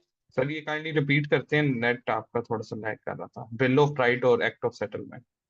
एक्ट ऑफ सेटलमेंट, ये दो बड़े इंपॉर्टेंट पॉइंट्स थे। ठीक है, ये यानी इम्पैक्ट्स हैं या डेवलपमेंट्स हुए ग्लोरियस रेवोल्यूशन के बाद। जब जेम्स टू भाग गया फ्रांस में, तो उसके बाद अब उन्होंने कहा कि नहीं जी, अब हमें इक्वालिटी को प्रमोट करना है। उस सिनेरियो में क्या किया कि दो एक्ट्स दिए गए, एक था जी बिल ऑफ राइट्स, एक था जी एक्ट ऑफ सेटलमेंट। ठीक है, और बिल ऑफ राइट्स 1689 में दिया गया, एक्ट ऑफ सेटलमेंट 1701 में दिया गया, बस अब यही बताया। ठीक है, यहाँ पर ये बिल ऑफ राइट्स में जो सबसे पहला इसका पॉइंट ऐड किया गया वो ये था कि बादशाह जो है कोई भी अगर लॉ या ट्रीटी या कुछ भी अगर कोई कानून पार्लियामेंट ने बनाया तो बादशाह उसे कोई सस्पेंड नहीं कर सकता, किंग के पास ये राइट नहीं। ठीक है, उसके बाद यहाँ पर यह बताया गया कि किंग जो है टैक्सेस अपनी मर्जी से इम्पोज नहीं कर सकता। ठीक है, king can never impose tax without parliament. और भी बड़े ज्यादा इसके पॉइंट्स है, ये जब हम स्टार्ट करेंगे तो उसमें फिर हम डिटेल में ये देखेंगे पार्लियामेंट परमिशन। बस ये अभी दो लिखते हैं तैयार के नाम। ठीक है, एक्ट ऑफ सेटलमेंट में अगर आप देखें तो एक्ट ऑफ सेटलमेंट में ये डिसाइड किया गया कि प्रिंसेस एनी, क्वीन एनी के बाद क्वीन सोफिया गद्दी पे बैठेगी। ठीक है, क्वीन एनी के बाद ये दो क्वीन है जी, क्वीन एनी के बाद ठीक है क्वीन सोफिया जो है वो रूल करेगी। ठीक है, और ये बड़ा इंपॉर्टेंट था, पता है क्यों? कि यहाँ पर ये जो डिसाइड किया गया ना कि क्वीन एनी के बाद क्वीन सोफिया बैठेगी, ये डिसाइड किया था पार्लियामेंट। इसका मतलब है कि किसने अब गद्दी पर बैठना है या किसने किंग बनना है या क्वीन बनना है वो पार्लियामेंट के ऊपर डिपेंड करता है, यानी पार्लियामेंट की सॉवरेनिटी का है। ठीक है, तो ये आप ऐड कर सकते हैं। ठीक है, और किंग जो है आ, हाँ यहाँ पर एक और लिखते हैं जी, यहाँ पर इन्होंने जितने भी जुडिशरी थी, ठीक है, किंग पहले किंग की क्या पावर होती थी कि किंग जो था वो जुडिशरी को, जजेस को निकाल देता था अपनी मर्जी से, यानी पॉलिश कर देता था। लेकिन यहाँ पर इन्होंने क्या किया कि they try to free judiciary, ठीक है, by abolishing the powers of monarch. Monarch का मतलब होता है किंग। ठीक है, मोनार्क टू हायर और रिमूव जजेस, यानी पहले मोनार्क के पास पावर होती थी कि वो हायर करता था जजेस को, रिमूव करता था और अपनी मर्जी से हायर करता था, फिर जो मर्जी अपनी मर्जी से फैसले करवाता था। लेकिन यहाँ पर इन्होंने क्या किया कि एक्ट ऑफ सेटलमेंट ने इस सारे सिनेरियो को डिलीट कर कि किंग की पावर को खत्म कर दे कि किंग अब कोई भी या मोनार्क जो है जजेस को हायर या रिमूव नहीं कर सकता, ये भी काम पार्लियामेंट का होगा। ठीक है, ये इंपॉर्टेंट कुछ के जो डेवलपमेंट्स थी। आगे लिखें जी, पॉलिटिकल सिग्निफिकेंस इसकी क्या थी। पॉलिटिकल सिग्निफिकेंस की तरफ जाते हैं। पॉलिटिकल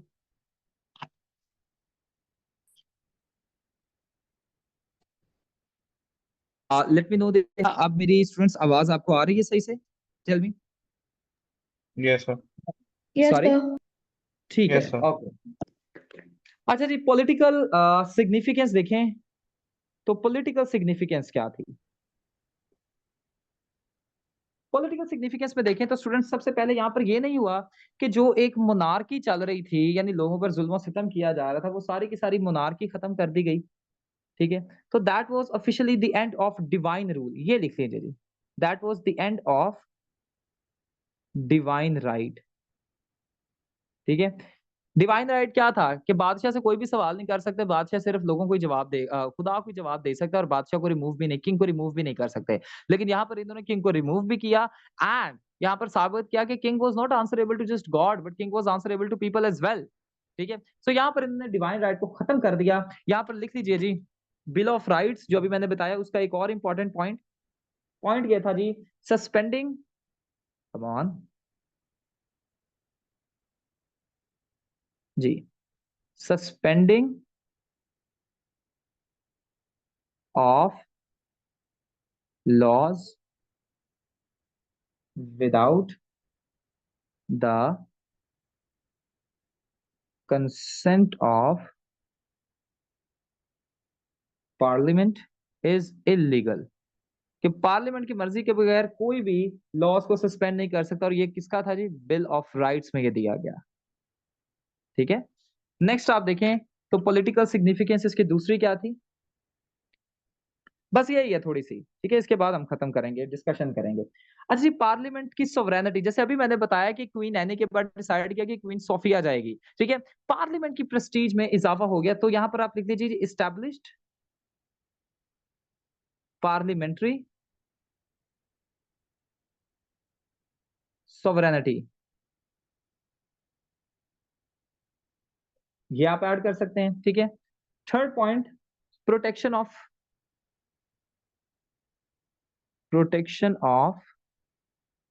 सिविल लिबर्टीज, यानी लोगों के राइट्स वगैरह की प्रोटेक्शन की बात की गई, ठीक है।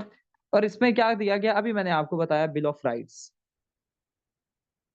अभी बिल ऑफ राइट्स आपको जब डिटेल से मैं पढ़ाऊंगा ना, उसमें आपने कहना है कि सर जी वाकई ये तो राइट्स की प्रोटेक्शन की बात यहाँ पर की गई है, ठीक है। और यहाँ पर बिल ऑफ राइट्स मैंने अभी आपको एक पॉइंट बताया है कि यहाँ पर बताया गया कि एक बादशाह जो है अपनी मर्जी से एक्सेसिव फाइन्स या टैक्स नहीं इम्पोज कर सकता। तो यही आप यहाँ पर लिख सकते हैं कि excessive fines can not be imposed on the people। ये बिल ऑफ राइट्स में कहा गया था जी। नेक्स्ट लिखें जी, थर्ड वाला जो है आपका पॉइंट, सॉरी फोर्थ वाला जी, ensured regular meetings of the parliament. अच्छा, यहाँ पर इन्होंने इंश्योर किया कि पार्लियामेंट रेगुलरली मिलेगी, ठीक है, रेगुलरली अपने इजलास करेगी, ताकि ये है कि चेक्स एंड बैलेंसेस बल्कि होता है, चेक्स एंड बैलेंसेस रखा जा सके, और कोई भी फ्यूचर में ऐसा कोई सिनेरियो ना पैदा हो जिसकी वजह से फिर से कॉन्स्टिट्यूशनल क्राइसिस वगैरह या किसी भी तरह से कंट्री को क्राइसिस आए। अब क्या हुआ कि पार्लियामेंट रेगुलरली मिलना शुरू हो गई, जिसकी वजह से पार्लियामेंट की सॉवरेनिटी और प्रेस्टीज दोनों में इजाफा हुआ, ठीक है। जिसकी वजह से क्या हुआ कि इंक्रीज या एनहेंस्ड लिखें, enhanced influence and Prestige of the parliament, ये आप ऐड कर दें। उसके बाद यहां पर एक और चीज डिसाइड की गई कि अब क्योंकि कैथलिक्स ने तो बड़ी तबाही फेर दी थी, तो अब प्रोटेस्टेंट ही थ्रोन पर बैठेंगे, ठीक है, प्रोटेस्टेंट सक्सेशन, ये देख लें। उसके बाद है जी डेमोक्रेसी की भी फाउंडेशन यहां से रखी गई, proper foundation of modern democracy.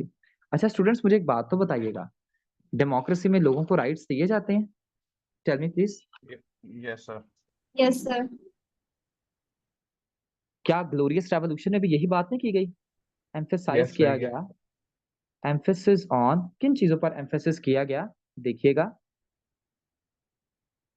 Okay जी, 3 चीजों पर एम्फेसिस किया गया कि पार्लियामेंट सुप्रीम होगी, पार्लियामेंट्री सॉवरेनिटी, पार्लियामेंट्री सॉवरेनिटी की बात की गई, ठीक है।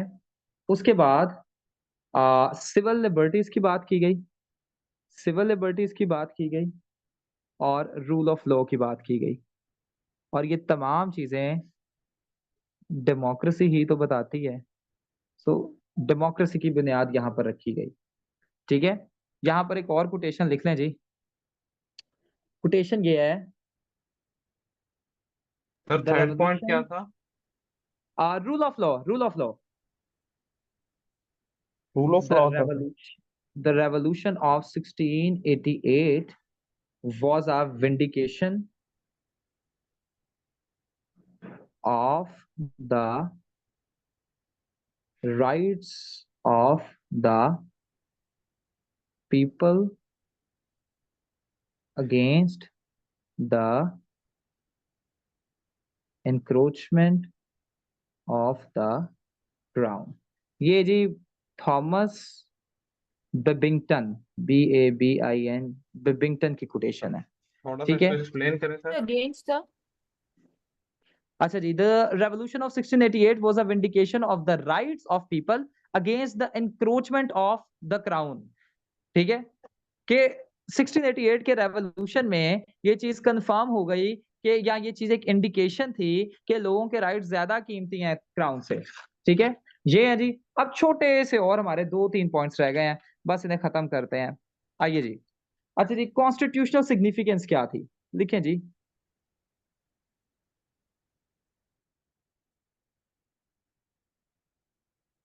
कॉन्स्टिट्यूशनल सिग्निफिकेंस, ठीक है। कॉन्स्टिट्यूशनल सिग्निफिकेंस में देखिए स्टूडेंट्स, सबसे पहले जो पार्लियामेंट की और किंग की राइवलरी चली आ रही थी वो खत्म हुई, ठीक है, एंडेड द RIVAL हमेशा मुझे स्पेलिंग में इसके मिस्टेक ही रहते हैं। स्पेलिंग्स आप जरा देख लीजिएगा। Rivalry between the king and the parliament. ठीक है, नेक्स्ट है जी कॉपरेशन एनहेंस हुई दोनों के दरमियान। देखिए ना, यहाँ पर आप ये भी बता सकते हैं कि विग्स और टोरीज ने भी मिलकर कॉपरेशन किया। ठीक है, सो एन एनहेंस्ड कॉपरेशन। ठीक है, थर्ड वाला आप लिखेंगे जी, यहाँ पर लोगों ने ये जो चेंजेस हुए ना, कोई इन्हें रेजिस्ट भी नहीं किया, तो no social resistance. Social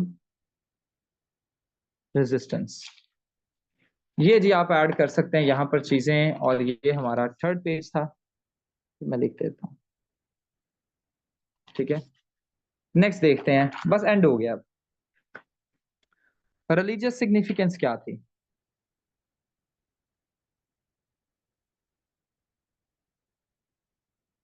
last point है ये हमारा।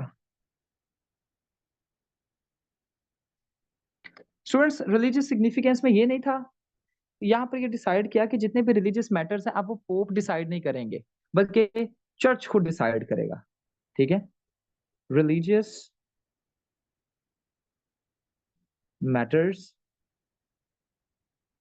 would not be decided by the Pope but by the church। Pope होता है जो कैथलिक्स का लीडर होता है, ठीक है, टॉप। ठीक है, लेकिन उन्होंने कहा कि नहीं, चर्च डिसाइड करेगा। चर्च में प्रोटेस्टेंट्स भी हो सकते हैं, कुछ भी हो सकता है। और यहाँ पर टॉलरेशन एक्ट भी एक दिया गया, टॉलरेशन एक्ट भी एक दिया गया। और टॉलरेशन एक्ट में यह था कि फ्रीडम ऑफ वर्शिप प्रोवाइड की गई। ठीक है, ग्रांटेड फ्रीडम ऑफ वर्शिप, ठीक है, टू प्रोटेस्टेंट्स। पहले फ्रीडम ऑफ वर्शिप नहीं थी, किंग ने दी हुई, तो फ्रीडम ऑफ वर्शिप भी दी। अच्छा, यहां पर एक और पॉइंट लिख लें जी, why it was bloodless revolution. सवाल आ सकता है कि why it was bloodless revolution, क्योंकि हमने हर चीज से करके जाना। देखिए क्यों ये ब्लडलेस रेवोल्यूशन था। सबसे पहला point, peaceful transfer of power हुआ था। ऐसा ही है, कोई जंगे जुंगे नहीं थी हुई, peaceful transfer of power. Second देखें जी, बैटल्स हुई थी लेकिन बहुत लिमिटेड, लिमिटेड बैटल्स, छोटी मोटी बैटल्स हुई थी बस। और Whigs and Tories both supported the new ruler. बस जी, एंड पे आप कंक्लूजन दे देंगे। लिख लिया आपने? अब एक चीज पर चलते हैं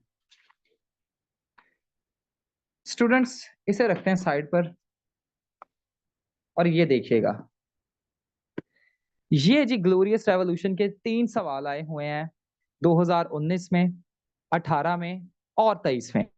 मेहरुनिसा क्लास में तो जरा पढ़िएगा।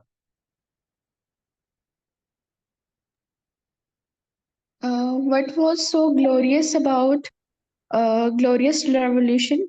Discuss its significance in the British history. ये कर सकते हैं, what was so glorious about glorious revolution, discuss its significance in the British history. के ग्लोरियस से मुराद है कि ग्लोरियस रेवोल्यूशन क्यों इतना कमाल था। तो आपने इसके पहले तो हिस्ट्री बतानी है थोड़ी बहुत जो मैंने बताई, उसके बाद इसके सिग्निफिकेंस पर ज्यादा यहाँ पर आपने जोर रखना है। तो ये कर सकते हैं स्टूडेंट्स। चलें जी, Yeah. आगे पढ़िएगा Mehrunnisa. Second question is, what did led to the occurrence of ultra degree of mega development towards the close of 17th century in Britain known as Glorious Revolution? यहाँ पर पूछा गया है कि ग्लोरियस रेवोल्यूशन के रीजंस क्या थे, व्हाट डिड लेड, कि क्या रीजंस थे। तो यहाँ पर आपका रीजंस पर, अब देखिए मैंने रीजंस भी आपको बता दिए हैं, स्ट्रेटेजिक, इकोनॉमिक, पता नहीं कौन कौन से। तो ये हो जाएगा बच्चों, ये सवाल कर सकते हैं। Yes, sir. अच्छा चलिए, नेक्स्ट वाला पढ़िए, 2023 वाला। How did Glorious Revolution occur in Britain? What were its fallouts at have and home at Abroad. Home and abroad. लेकिन जी लिखा हुआ है कि ग्लोरियस रेवोल्यूशन कैसे आया, how did glorious revolution in Britain occur, कैसे हुआ, कॉजेस बताने हैं, और यहाँ पर भी आपने सिग्निफिकेंस बता देनी है बस। ठीक है, अब देखिए ये तीनों सवाल वो वाले हैं जो हमने एक क्लास से कर लिए हैं। सो इसका मतलब है कि आप अब इतना कर सकेंगे। मुझे अब आप बताइए, now I want all of you to participate. अब मुझे बताइए बच्चों, यस सर। अटेम्प्ट हो जाएगा ये सवाल, जी सर, ये जो तीनों बिल्कुल मैंने आराम बताए से हो हैं? जाएगा। बिल्कुल सर, हो जाएगा। चलें जी, ठीक हो गया। तो that was the first lecture of glorious revolution British history का। आई होप आपको सबको समझ में आ गया होगा। अगर आपको सब समझ में आ गया तो मुझे एक दफा यस लिख दें, ताकि जरा मुझे रात को चैन की नींद आ जाए। और ये है कि if you have any question you can tell me.